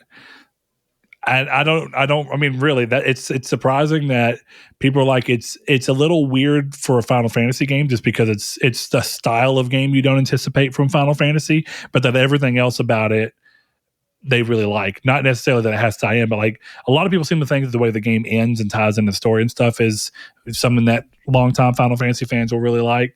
So I don't know. I've seen a lot of people really gushing about it while admitting that there are some elements that are like a little rough around the edges, but for the most part, it does something novel and unique with a franchise that's not been done in that franchise before. Yeah, the only thing that gets me is like I'm pretty sure I know the ending of that game. Like I'm pretty sure I have an idea of what happens. I would be remiss. Well, we kind of talked about it. Yeah. It would be interesting if they really do subvert expectations like considerably. Yeah. You know what I mean? Yeah, and do it correctly. So why don't you guys let me from the community let me know? I know Kiki is going to say yes because he loves the game. I know Josh is going to say yes because he loves the game. Let me hear some other outside voices. Yeah. Also, hey, you guys can let Matthew Green know as well because he was recently asking if I'd started it yet, which I have not, because I'd mentioned that I was looking at potentially starting it. He was looking as well because he keeps hearing good things and he just wanted to kind of get someone else's voice that he felt like he trusted. So give him some encouragement to play it if you think it's worth the time. But for the time being, we'll definitely see what ends up happening with Final Fantasy 16. I'm excited because it looks like a big break from Final Fantasy of recent years. And I like Final Fantasy of recent years, but there's something that's kind of novel about going back to the very, like, what do you even want to call it? Like, more high fantasy style and medieval looks and feel to the series. Though, as the series has always been one to do, I wouldn't be surprised if there's some level of surprise within that. You know what I mean? Right. And I don't mean that in a bad way, but we'll definitely see what ends up coming from it. Anyway, next thing up on the news is Dead Space creator Glenn Schofield seems to be teasing an update with a real look at the Callisto Protocol, which is the upcoming spiritual successor to Dead Space, from his new studio, Striking Distance Studios, by sharing a piece of concept art with a tag that it, quote, "It's almost time to show you the real thing," end quote. I don't know if for anyone who just maybe is coming in the first time and may have remembered seeing the trailer for the Callisto Protocol, but I feel the need to remind everyone that the Callisto Protocol takes place in the PUBG universe, and I just think that's hilarious. Yeah. I don't even mean like it's probably going to be great and the game could, really blow us away. I am willing to give them the benefit of the doubt going up to the point, but being like, this is like hundreds of years into the future of the PUBG universe. At some point, it just feels like you're saying things are part of the same universe because Marvel did it. You can be like, eventually we'll tie it into something else. We'll make a game that's 200 years past, then we'll make one that's present day, and there'll be ties between all three of them, you know? Yeah. That's not to say it can't be done. Nah. It just seems kind of silly at this stage. It can be. It can be done for sure, but it's the Jeff Goldblum meme of like, what is it he says in Jurassic Park of we often thought if we could your scientists are so preoccupied with whether they could, they never stop to think about whether they should. Yeah, it's not the exact quote, but it's very close to that. Yeah, it's the spirit that counts. Well, look, you know what's really all this is a checkbook that said, "Listen, we will fund this game that you've been wanting to make. We will give you the creative freedom that you want. We are the PUBG group. We have tons of money." And all we ask is that you let us say that it's part of the PUBG universe. Yeah. And I'm sure he was like, okay, as long as we could say it's like hundreds of years in the future so that people don't have to think like, wait, what? How does this have to do with the guys who are running around shooting each other on motorcycles? Right. You know? But we'll see. The crazy thing is if in like 10 years from now, we're like looking back at this and being like, wow, we didn't realize that this was about to be the Marvel, like the MCU of gaming. And like everyone loves it. And the PUBG universe is like this huge sprawling thing with multiple loops coming in and like, oh, can you wait for the next PUBG game? You know? Yeah. Who knows? I don't want to envision that. That'd be odd. That's what. Do you remember when everybody wanted that from the Spider-Man games? Like everyone was like, "We want there to be an MCU, but for gaming." And I'm like, do you guys not get tired of the MCU in your day-to-day life? I'm gonna be honest, I just do. I don't want that to follow me to my gaming. I don't. Well, and to be fair, we're getting Wolverine. It's weird. And from what they're saying, it looks like Wolverine is in the same world. And you know, I think for me, it's because I'm so disconnected from the actual MCU now, I would be fine with that. But I also hope that it's not MCU level where like every year there's like 4 new games that are tied into the same universe and you start feeling like you have to play every single one of them to get what's going to happen in the next one. Have you seen the Weird Al trailer? No, but you talking about the one with Daniel Radcliffe playing Weird Al? Yeah. No, I haven't, but I should. He's looking awfully ripped for someone playing Weird Al. I'm pretty sure my theory of him being Wolverine is going to be maybe spot on. Dude, I mean, I could kind of see it. It'd be interesting to see. We'll see. Then again, I'm trying to think. How good is he at an American accent? He's pretty good. I've seen him in a couple movies with an American accent. He's actually a really good, just like normal run-of-the-mill actor. Oh, I mean, the things I've seen him in is great, but it's all like random weird things where it makes sense for him to have his accent, or he's like in that I can't think of the name of the movie right now, but the one with Paul Dano. Paul Dano and oh crap, Swiss where Army Daniel Man. Radcliffe's dead the whole time. Yeah, Swiss Army Man. Such a good movie. I forgot Paul Dano's in that movie. And playing the normal role that he plays. Yeah. I love him for it. It's a good role. There's another good Paul Dano movie, just while we're all talking about Paul Dano. Not Batman, but you should go see Batman. Batman's also really good. It's called Ruby Sparks. It's a phenomenal movie. All right. I'll have to check that out. All right. Next thing up on the news, the next Call of Duty, to absolutely zero surprise, is indeed a follow-up to Infinity Ward's Modern Warfare reboot, titled simply Modern Warfare 2, but it's the Roman numeral 2 as opposed to the number 2. Oh, no. That way, when you type in Modern Warfare 2, it can try and differentiate between Modern Warfare 2 that came out in 2009. That's so stupid. I'm going to be honest. The thing that makes me the most annoyed about modern gaming is that when they reboot things, they don't change the names. And you end up with like 4 games that are all called Modern Warfare 2 to some degree. And then you end up with 2 God of Wars, and you have to say God of War 2018. Bruh, just call it something different. Call it God of War and then give it a surname. Do something. 2 God, 2 I should War. not have to. You know what? At least they tried, damn it. there's something about that. Like the one of the next pieces of the news, I said I had to put 2013 in the name. It's like, which one are you talking about, homie? Like, how many Tomb Raiders are there? That's true. I'm just saying, I hope that that's something we get around to, because the same thing happens with movies. I should not have just give it a surname or something. I guess it bothers me less with movies than it does with games for some reason. I don't really know why, but it's an annoyance. Anyway, the logo was revealed, but for now, this is all the info they have shared officially, though I wouldn't be surprised if it's one of the big E3 dumps that comes about. I didn't put it in the news, by the way, but Xbox and Bethesda have announced a showcasing around the time of E3. Yeah. So I would not be surprised to hear Sony talk about getting a PlayStation showcase together, which is what they've been calling for the last 2 years, their big PlayStation events that are kind of like E3 level, where you really get things like a God of War Ragnarok reveals and stuff like that. So maybe, just maybe, we'll be hearing about that soon. Next thing up on the news, though, Battlefield 2042 and FIFA 22 are strongly rumored to be joining EA Play in the coming weeks, meaning those who held out on the shaky launch of Battlefield's most recent entry can finally dive in and try for a much cheaper entry cost. I don't know if it's going to help the game at all. Nope. But maybe. I mean, they did just add voice chat. Oh my gosh. That game looks so sick to be so bad. It's so disappointing. It's one of those things where the trailer looked incredible. I'll give it that. And I don't even like always online games, so I wasn't that interested. But the trailer was cool. And then you follow it up by releasing a game that is incomplete. Right. It's just so sad. And this is where distrust between publishers and gamers comes from. Because there was no need to release this game. Do you think that EA was not aware that the game was incomplete?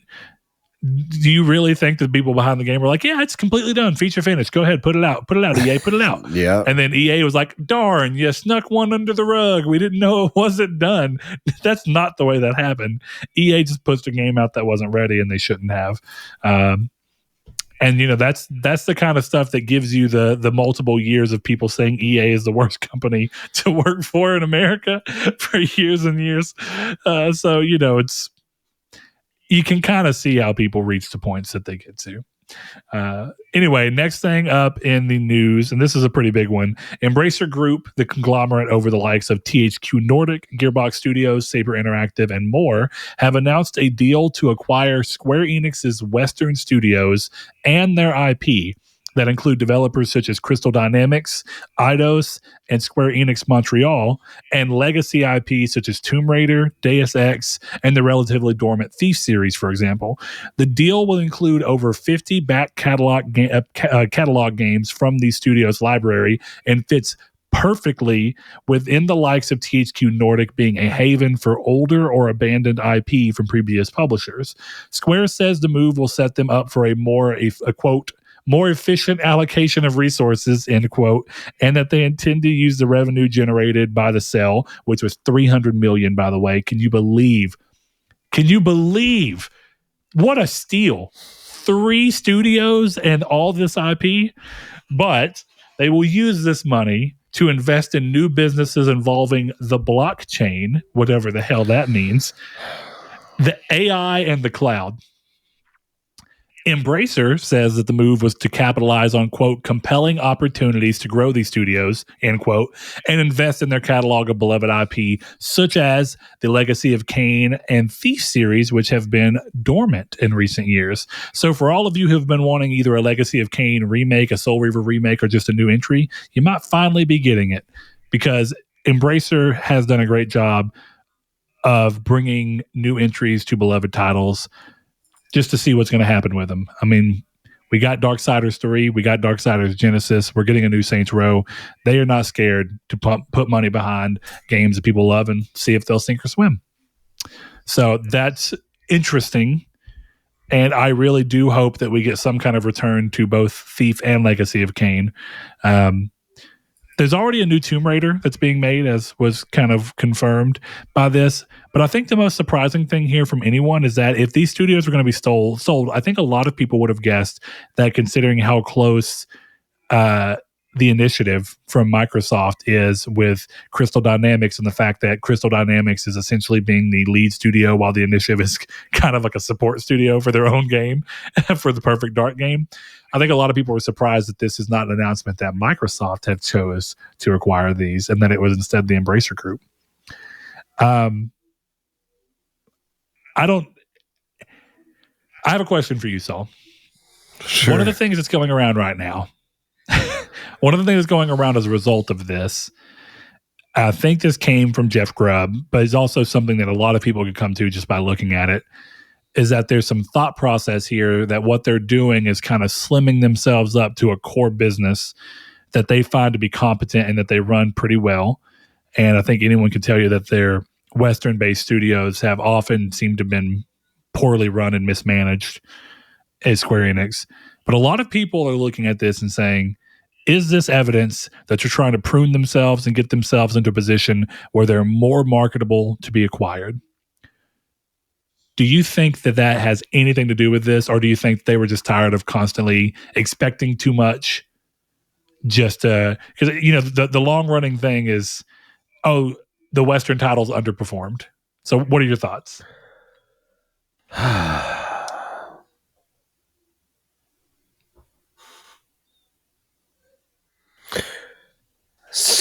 So when you say that you're going to invest in blockchain, you're not making anybody excited for any person who does acquire you. I'm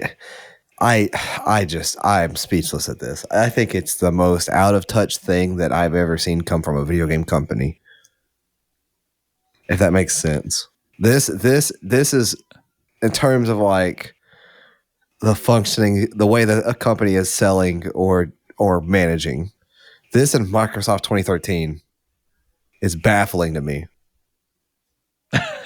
This is not as Microsoft bad. Microsoft 2013. It's not as bad as Microsoft 2013 because that would have fundamentally changed the way that games were handled. This is just so interesting that I don't know why. I don't know. While I find it weird that it was I'm not gonna say I don't find it weird that it was the Embracer Group, but I find it weird that it was the Embracer Group over Sony or Microsoft. In terms of let's look and follow the thought process that this is maybe that they're trying to get themselves set up, Square Enix, to be more accessible or more what would you even get, more enticing to potential buyers. I struggle to a degree to think, why wouldn't someone who's looking to acquire Square Enix not just want to acquire them with the $300 million to also get 3 studios who put out pretty renowned titles for the most part and tons of legacy IP that people already look at. Like if Sony were looking at Square, right? And this was going on. Right. And Sony were like, here's the Western studios, right? For a long time, people thought Tomb Raider was synonymous with PlayStation. So wouldn't there be value in PlayStation being like, we own Tomb Raider now, as we bought this. We have 3 more Western studios that we can give titles to, let them work on stuff. We have IP that we can use for any studio that we want. Sure. And it's only $300 million on top of whatever the rest of Square would be. At least in context, right? When you look at that versus like that feels like this is 3 pretty large studios. This feels like an Insomniac purchase, and it's not much more than Sony spends on Insomniac. I think Sony spent somewhere in like 150 million or something like that, 170 million maybe for Insomniac. Pretty low in comparison to the numbers we're seeing thrown around these days. I feel like Sony would want that, but at the same time, there's this part of me that thinks like Sony makes story-driven single-player games, and that's what most of these studios have made and at least made a good reputation making. So do you think that maybe Sony would look at this and be like, we already make those types of games and we make them better, we don't need to wait? Maybe. I could see something like that, maybe. Or that as a thought process for certain. I just don't know. Or maybe if it's likely. Maybe it's that Sony's talking about, everything that Sony's been doing lately from an acquisition standpoint seems to be pointing very heavily at multiplayer. So maybe Sony's like, we have all the single player studios we want, and we have enough to continue to have a pretty solid release schedule of our known PlayStation style games. But what we really need to make up is enough studios that can push us out more multiplayer and microtransaction driven games to where people have games that we can make extra income on. But either way, it's really interesting. I mean, it is what it is, but it was such a weird move to wake up to. Definitely whenever this next piece of news kind of came to light. So as part of the deal, Embracer revealed some information regarding Tomb Raider's lifetime sales and market strength. Overall, the series has sold 88 million units with its AAA output, with 38 million units of those being from the reboot trilogy. So that's Tomb Raider 2013, Rise of the Tomb Raider, and Shadow of the Tomb Raider. So 3 titles, 38 million copies. And this is interesting because it finally gives us some kind of context to what Square Enix says or saw as, quote, underperforming when they were talking about key Western franchises like Tomb Raider and like Marvel. Like, we never did completely get numbers for Marvel's Avengers. We never did get real numbers for Guardians of the Galaxy. But Tomb Raider was also one that they considered to be underperforming. And yet 3 titles sold 38 million. There are series that would love to be 3 titles deep and almost 40 million units sold, Right. Yeah. It's weird. I'm curious did it underperform in comparison to the budget? Like, are those games so expensive to make that 38 million copies across 3 games was not enough to adequately feel like the investment was worth it? Really? Like, I could get that with Marvel's Avengers, right? All the licensing cost and stuff that goes into that game, I could see that game being too expensive and therefore being harder to meet expectations. But Tomb Raider, an IP that you own? I don't know. Yeah, it's really just bizarre. Either way, Embracer clearly thinks there's value to Tomb Raider's 38 million across 3 titles. I'm pretty sure THQ Nordic would love to have one of their titles sell. What would be 38 million divided by 3? Let's just say, 12, 13 million? I'm pretty sure they would be like all over if there was 13 million for one of their games. If Kingdoms of Amalur sold, Re-Reckoning sold 13 million, I think they'd be over the moon. Yeah, I agree. That's some heavy numbers for some companies. Yeah, whatever. All right, last thing on the news before we go into the main topic is more acquisitions are likely in our future, to no one's surprise, as there is seemingly chatter around the industry that WB's new ownership in terms of WB Discovery, since they merged, is yet again looking to sell their game development studios and apparently license IP. So the long-running thing was that if they sold off their studios, people wouldn't want them because they'd want the IP. Well, this looks like they're willing to part with the IP, or at least, license it out as part of the agreement to sell.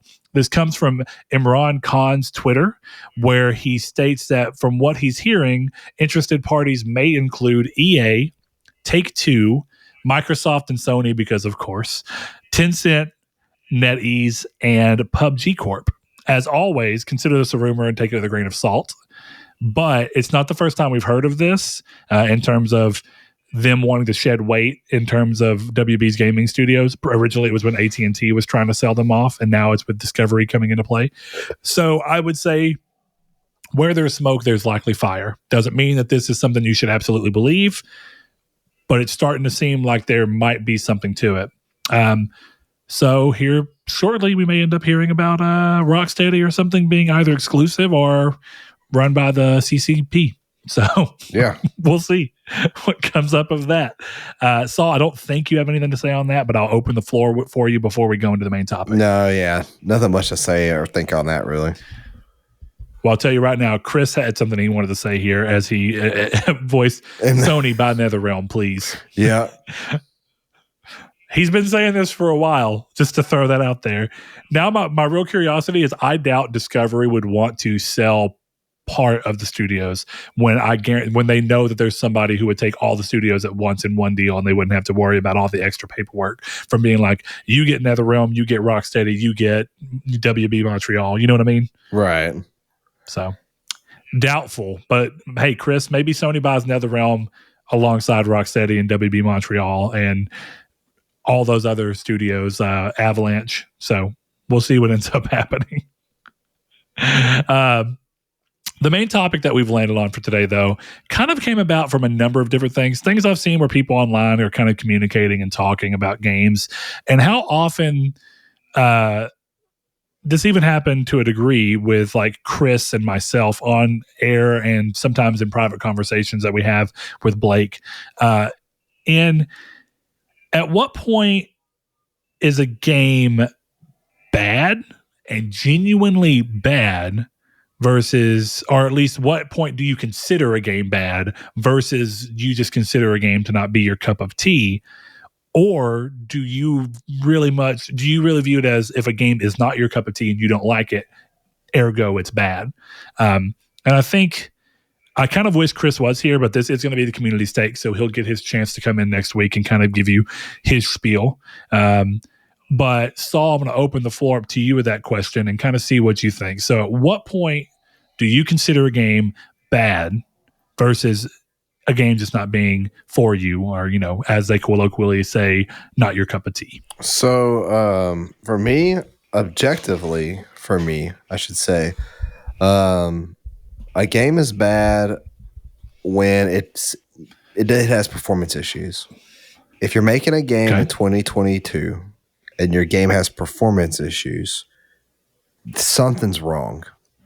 And that's an unforgivable spot for me. Like, if it's constantly dipping in frame rate, if it's constantly dipping, or if it's constantly having screen tearing, you know, and I should say this is at 30 frames per second. There, as we are in this new generation, 60 frames per second has some of these, like, you know, caveats that some developers are getting used to for consoles, not so much PCs, but mainly for consoles. Sure.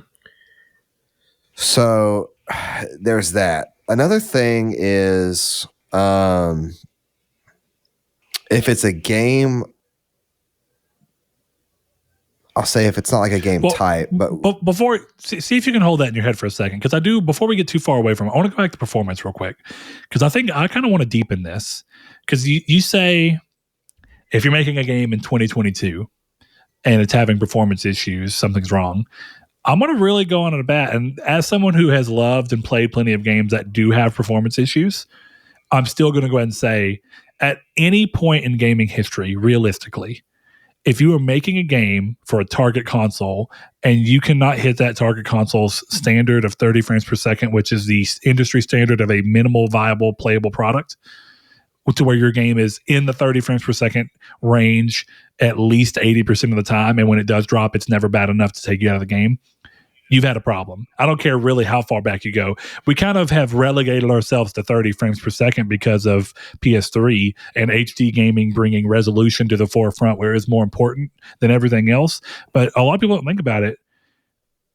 Sonic and Mario and pretty much most games that were on Sega and Super Nintendo and even Dreamcast and many PS2 games were 60 frames per second games. Yeah. On PS2, on PS1. I mean, people don't think about it. Sonic Adventure 1 was 30 frames per second, but that's just because they rushed it out of the door. It was meant to be 60 frames per second. Sonic Adventure 2, 60 frames per second. That's a Dreamcast game. You know what I mean? Mm-hmm. I think Devil May Cry 3, if I remember correctly, is 60 frames per second on PS2. Call of Duty is always 60 frames per second because it's what feels right. So at some point, I've got to say, like, do I love Drakengard 3? You bet your ass.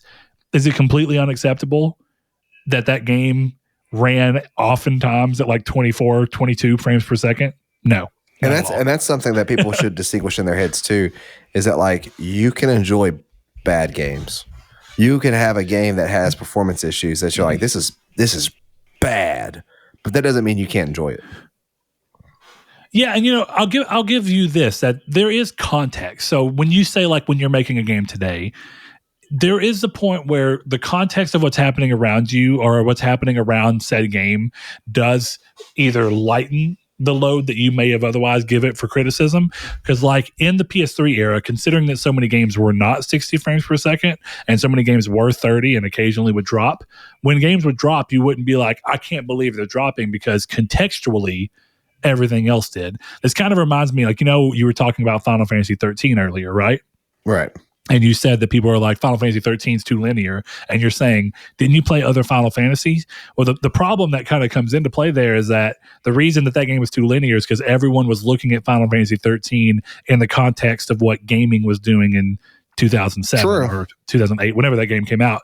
And so even though you're right, in context to its own series, it's pretty in line for the series. But in context to what people were starting to like and expect out of games and what was happening in other games, contextually it felt limited in a time where we were supposed to be open giant worlds and HD high-res graphics. You know what I mean? Yeah. So performance problems kind of fall into that same thing, where the context of games that are coming out in the same area impact the way people view them. But I kind of get you. I do think it's important to note that anytime someone's making a game, performance is kind of like it. Performance goes towards what I said earlier: minimum viable product. If your game does not run, why are you making it? Yeah. At some point. So, but like you said, you can enjoy things that end up being bad. So you said you were starting to bring up styles of games. Please continue. Yeah. So like style of games, in terms of like how the genre, I should say, to clarify that there's not an objectively bad genre, right? Can't be, because it's all, I would agree. It's all objective. I mean, it's all subjective. Subjective. Yeah. So it is this weird thing of like, technically a game, just because it's a first person shooter does not mean it's bad, but there are ways that you can make a bad first person shooter. Right.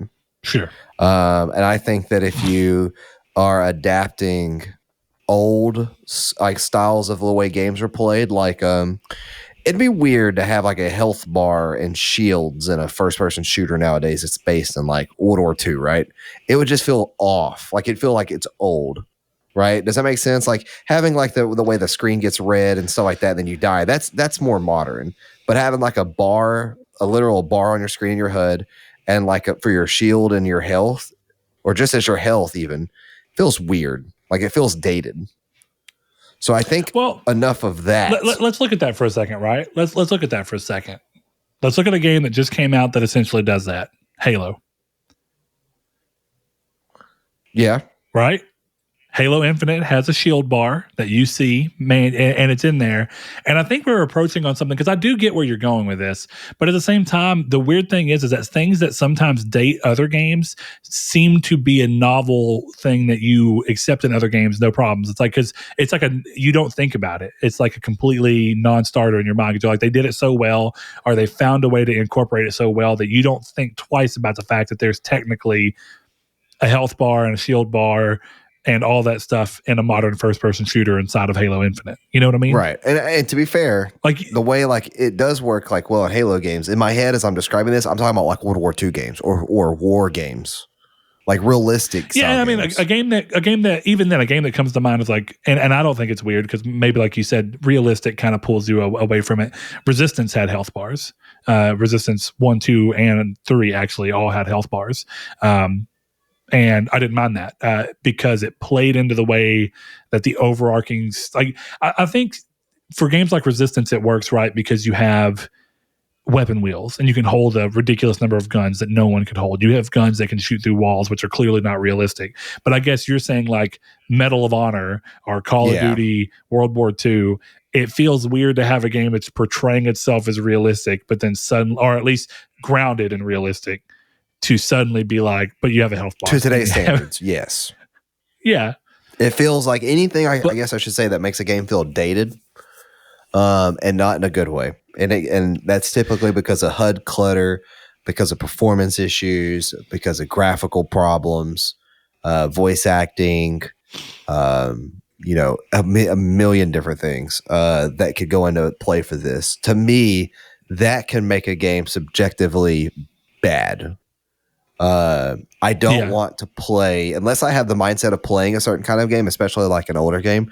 I don't want to have the thought process of playing, or I don't want to have that pop up and be like, this game feels old, and not like in a good way. It feels dated. It feels like it was made in the wrong time.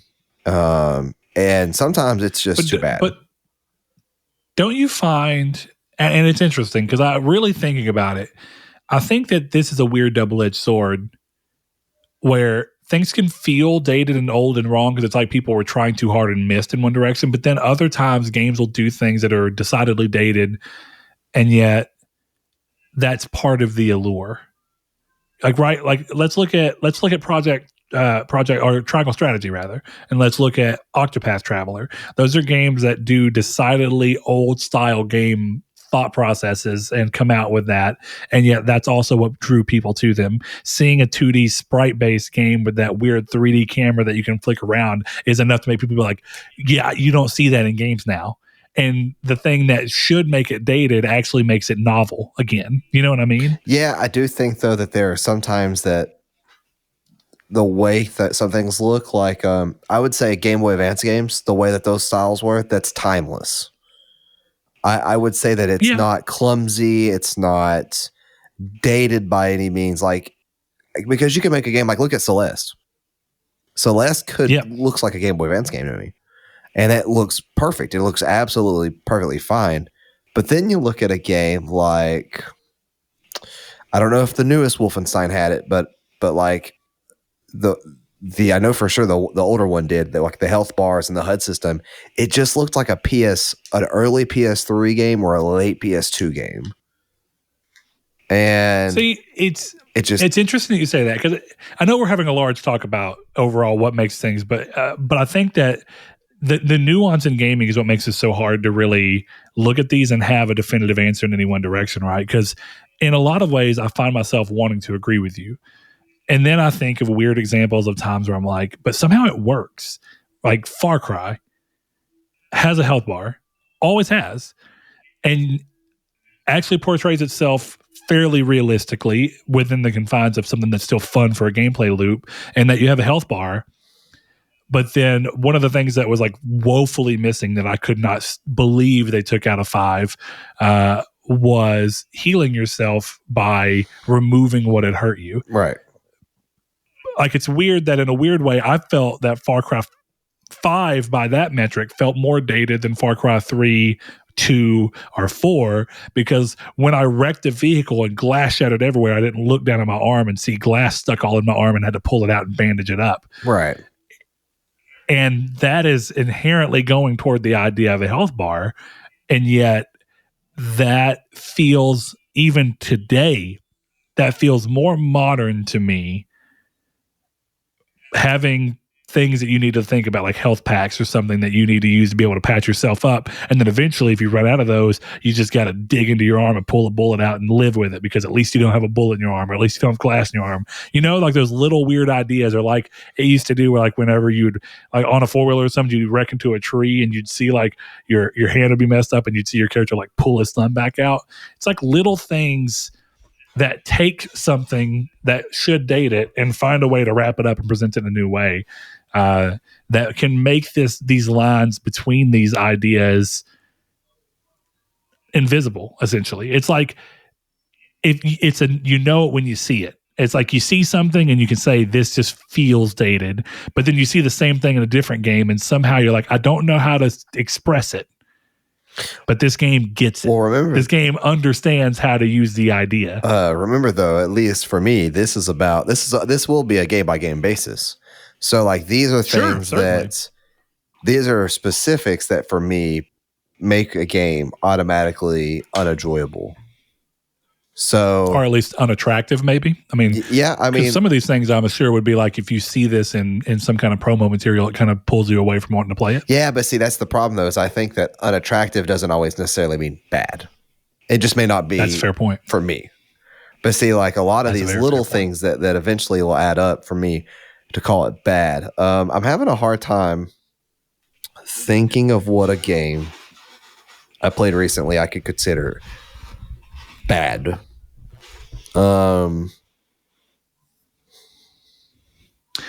You're kind of hitting on something that I've been thinking this entire time when we were having this conversation, right? Because as I kind of mentioned, this partially came from, and Chris and I a lot of the times are hamming it up on purpose. We're exaggerating for the sake of just being over the top with our arguments toward it. Yeah. But like the reality of gaming, and maybe this has always been the case to some degree, but I think it's gotten better specifically, and maybe that's recency bias or who knows. But I feel like in comparison to like even late PS3, where you would have a lot of games that would come out and get big hype and you'd play them and you'd be like, what is this? Like Two Worlds 2, we were talking about the other day. I feel like it's been so long since I've put a game on, started it up, and thought, wow, this is just bad. It's not only is it not good, it's bad. And I don't know, I try to think about it. Is it that there's so much less of that in the market and it's so much easier to suss out what is going to be bad that, is that it? Or is it just strictly that I buy based off of a more informed position typically now? Like I look at a game's gameplay for a few minutes before I buy it at the very least. And you couldn't always do that. I think when the internet was still a little more nascent, you had to take a chance on a game sometimes. You just had to go and be like, Bethesda put out a game called Wet. and it's like you're a girl who has guns and it's like a wanted poster looking cover and I'm just going to try it. It's like that used to happen and you'd be like, oh, the game really wasn't that great, but where I don't feel like that's really the case anymore. Like I feel like when people throw out the term like this game's bad now, it's everyone just finding a very strong worded way to say, I don't like the style of game that this game offers. Therefore, I am making I'm calling it bad so that I can try and show my dislike for its style so much that I'm going to imply the game is actually a poorly made game as a result. Yeah, and I think that's the most common thing that people do. Like I think everybody technically does that too. They'll say like, "Oh, this game's bad." It's like, well, don't forget like a 7 or a 6 even a 5 does not necessarily mean a game is bad. A 5 means the game is like totally okay. Yeah, it's a 5. A 5 means it is mediocre, but that has nothing to mean it's bad. There's been plenty of 5s that I've liked. There's been plenty of like 1s and 2s that I've liked. It's Now I'm curious. Can you think of a 1 or a 2 that in your mind that you like? There was a PS2 game, and I remember it was like a city shooter style game, and I can't think of what it was now. But on GameSpot, I used to like go and like look at reviews of everything back then. That was back when, I don't know if you can still do this, but like when user profiles could write reviews for GameSpot, like for their user score. I can't think of what it was, but I was so surprised that it had a 2. It was like a racing game. You can get out of your car. And I thought it was a great game. And it was a racing game where you could get out of your car. Yeah. It was PS2. Strictly racing, though. I think so, yeah. Maybe it was that there was crime and then there was racing in the game, too. Like a Grand Theft Auto clone, pretty much. Interesting. I wonder what it was now. But I remember I rented it. You remember the game series Mercenaries? Yeah, that game was good. That game series was good. Yeah. Classic. I think that was Pandemic. But anyway, go ahead. Sorry. Oh no, that was kind of that was kind of my finishing statement. Really, was that I think that, like you said, of like bad nowadays just means something you vehemently don't like. Which it's all subjective. I guess really what I want to suss out of this conversation more than anything is that I mostly agree with you. I will occasionally say that a game, I don't know for sure, but I wouldn't be surprised if I occasionally say that a game is bad. I really try not to. I try to be more thoughtful with my words than that when I'm being serious. I tend to just say that like I can see the merit of a game and why I think most people like it, at least close to the degree in which they like it,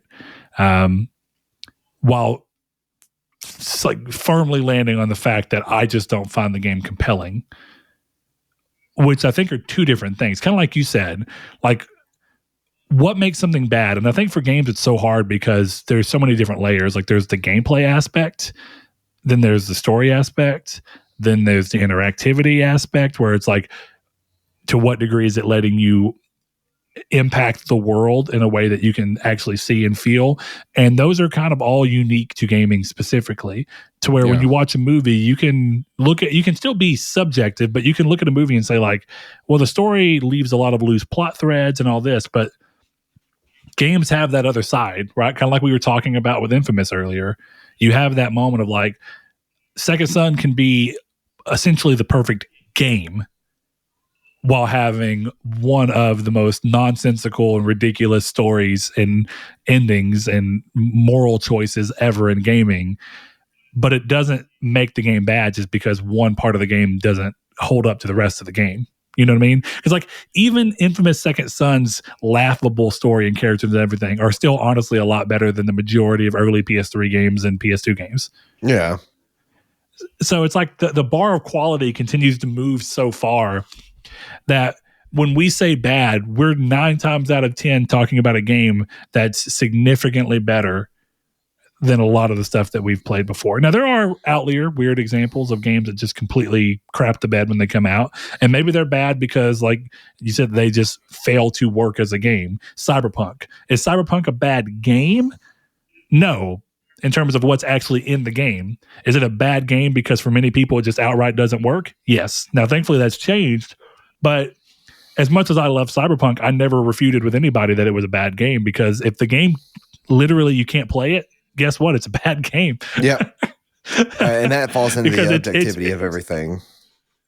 Yeah, it's bad at being what a game is supposed to be, which is something you can play. If you cannot play it, it is therefore bad at being a game. No Man's Sky at launch was bad, but it was redeemed to be great.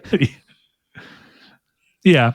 And even there, you have it was bad in comparison to what it was promised to be, but I still played about 30-something hours, 20-something hours of it, enjoyed it, but it wasn't what I thought it was going to be. Yeah. You know? It's just this bad is just this weird, it's become almost a subjective term, which technically it always has been, but this is more so of like a personal bias based on only feelings in a weird way. Yeah. And I think that it's nice of us, and this word has so much loaded stuff of it because of something else, but as gamers in a modern day gaming setting, we are very privileged to the sense that games are curated at a fairly decent level before they reach us. And that doesn't mean that there's not bad. Like, as we talked about, there was bad curation on PS Store for a while with games like Laugh of Black Tiger and Greatest Puzzle 500, whatever. These ridiculous games that are really low quality or asset flips. Like, if we want to talk about what can be considered objectively bad, a game that's just a cash grab using flipped assets and nonsensical story and loose gameplay just so they can make a few bucks because people are going to buy it and try it. Yeah. And then they can just kind of vanish off into the world, do it if they want. That's an objectively bad game. Right. Because it's not even approaching the concept of what being a game is about very honestly to begin with. But for the most part, we know about that and can sniff that out so much easier because of modern day internet. So we're at a point where when we talk about those types of games, people aren't using the words bad. People are going far, far and away past that. So we're to the point where you have a scale, right? And people talk about it for years, where as things continue to get better and better, it's like the scale continues to stretch. And suddenly the middle point is like 1, 2, 3, 4, and 5 are all down here. And then the middle point is suddenly like 7. And if a game is not a 7, it's not good. Yeah. Like you were talking about earlier. And then suddenly the rest of the scale is like a really stretch. Like, oh, it takes a while to get to 8, and it's even further to 9, and then even further to 10. But 1, 2, 3, 4, 5 are all stacked on the left side pretty easily. And 7's dead in the middle for some weird reason. You know what I mean? Yeah, that's always weird. It's like seeing somebody say, that game's not that great. And it's like, bro, it's rated like a 7. Like, maybe it's not great. Yeah, it's subjectively to you, but Yeah, well, the best way to say it is that the lovely thing about games is that when we're using the word bad the way that we tend to now, a game that is bad to me, even if we use it by the real measures, a game that is bad to me could be great for you. Right. And a game that is great for you could be bad to me. I agree. And that's kind of the beauty. Like Saul, you were kind of joking about the fact that you've liked a 2 or 3 in your life. If I technically want to go off of a single score, I absolutely adore The Order 1886, and that's a game that got given a straight up 3 from somebody. I can't remember who. That's crazy to me. So, or a 2 even. I can't. Some user gave it a 0, and I thought that didn't make sense. The game boots up and plays it. How's the game a 0? Yeah. But all right, man. Do you have anything else you want to add to that conversation, or you kind of just want to leave it and leave it to the community to fill in and give us their thoughts? I think that's the best thing to do. I think because it's such a weird answer that's based on so many different people. Like it's based off of so many different thoughts to me. Yeah. I think where I'll close my really final statement, because I don't think I said much about my view. As much as I'll say that a game, if we want to use the word bad the way it is, a game for me personally, not necessarily that I would, go and proclaim to others as bad, but a game to me that would be bad for me tends to be a game that no matter how well it's made, no matter how well it runs performance-wise, no matter what it be, I play it and I can't play it for more than 30 minutes or 45 minutes without just feeling disconnected and bored. And a good indicator for that for me normally, as weird as this is, and every now and then it's caught me because sometimes it's hard to suss out the difference. But if I start falling asleep while playing a game, it's normally a good sign that the game is not doing enough to keep me interested. I don't think that's ever happened to me. But I have been burned. I have been playing a game, pretty early stages, falling asleep, thought to myself, I think that I may not really care for this game and might think it's bad because clearly it's not interesting me enough for me to stay awake. But some days you just have those days where it's like your tiredness from the months and weeks before catch up to you, and you're just falling asleep because no matter you could be watching the greatest movie of all time, you could be doing anything, and you would just be falling asleep because you're dead dog tired, and you just don't realize it. But sometimes I fall asleep because I'm just sitting there playing a game, and it's like the loop or whatever it is so monotonous, and it's not catching with my brain that I'll just find myself falling asleep. And the moment I switch to some other game, that goes away. Yeah. And it's hard. Is it the game? Is it the fact that I became aware of it and switched it and my brain was like, well, you need to wake up? But that's typically my indicator to start looking at a game and being like, am I just tired or do I think this game is boring? Right. And to be boring is probably the worst thing that any piece of entertainment can be. That doesn't mean it's bad or good. It just means that for that individual, it is boring. And that's something that can only really be evaluated at a personal level. So, but I want to wrap it up there. If you want to share your thoughts on that question and let us know what you think makes a bad game, or if you just tend to view games as not being for you, head over to our Twitter, and you can find us there at Triangle SQRD. You can find us on Facebook at our Facebook group, which is Triangle Squared, a PlayStation podcast on Facebook. You can ask to be entered in, and we will gladly accept you. You can also find us in the Discord, which is always linked in the description below. There is a Communities Take section that you can enter into and let us know your answers, as well as a Communities Take discussion section if you ever want to discuss other people's answers with them in a separate thing so that it doesn't end up blocking up what we can see at the Communities Take, as well as just your ability to go to the podcast, open discussion, talk about anything we talk about on these episodes and give your 2 cents to. We love all of you who do that. A lot of you come in and have been part of the Discord or are currently part of the Discord, and we appreciate it.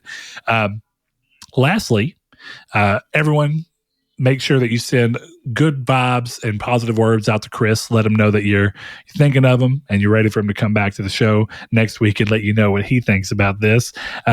But lastly, you can always go to patreon.com/Nartech and give as little as $1 per month to help us with any of the costs that come into the show, which we are literally forever so thankful for. We don't have to pay to host the show or to get the gear that we need. And that is something that we are not ignorant to. So thank you for letting us do that and making this something that we can just find the time to do, sit down and do, and then bring to you. But But Saul, unless you want to wrap up with anything else, I think that is a wrap for 259. I do. Thank you all for tuning in to 259. Brett already did the shout out to where you guys could find us. So find us there, answer the community's take, and we'll see y'all back for 260.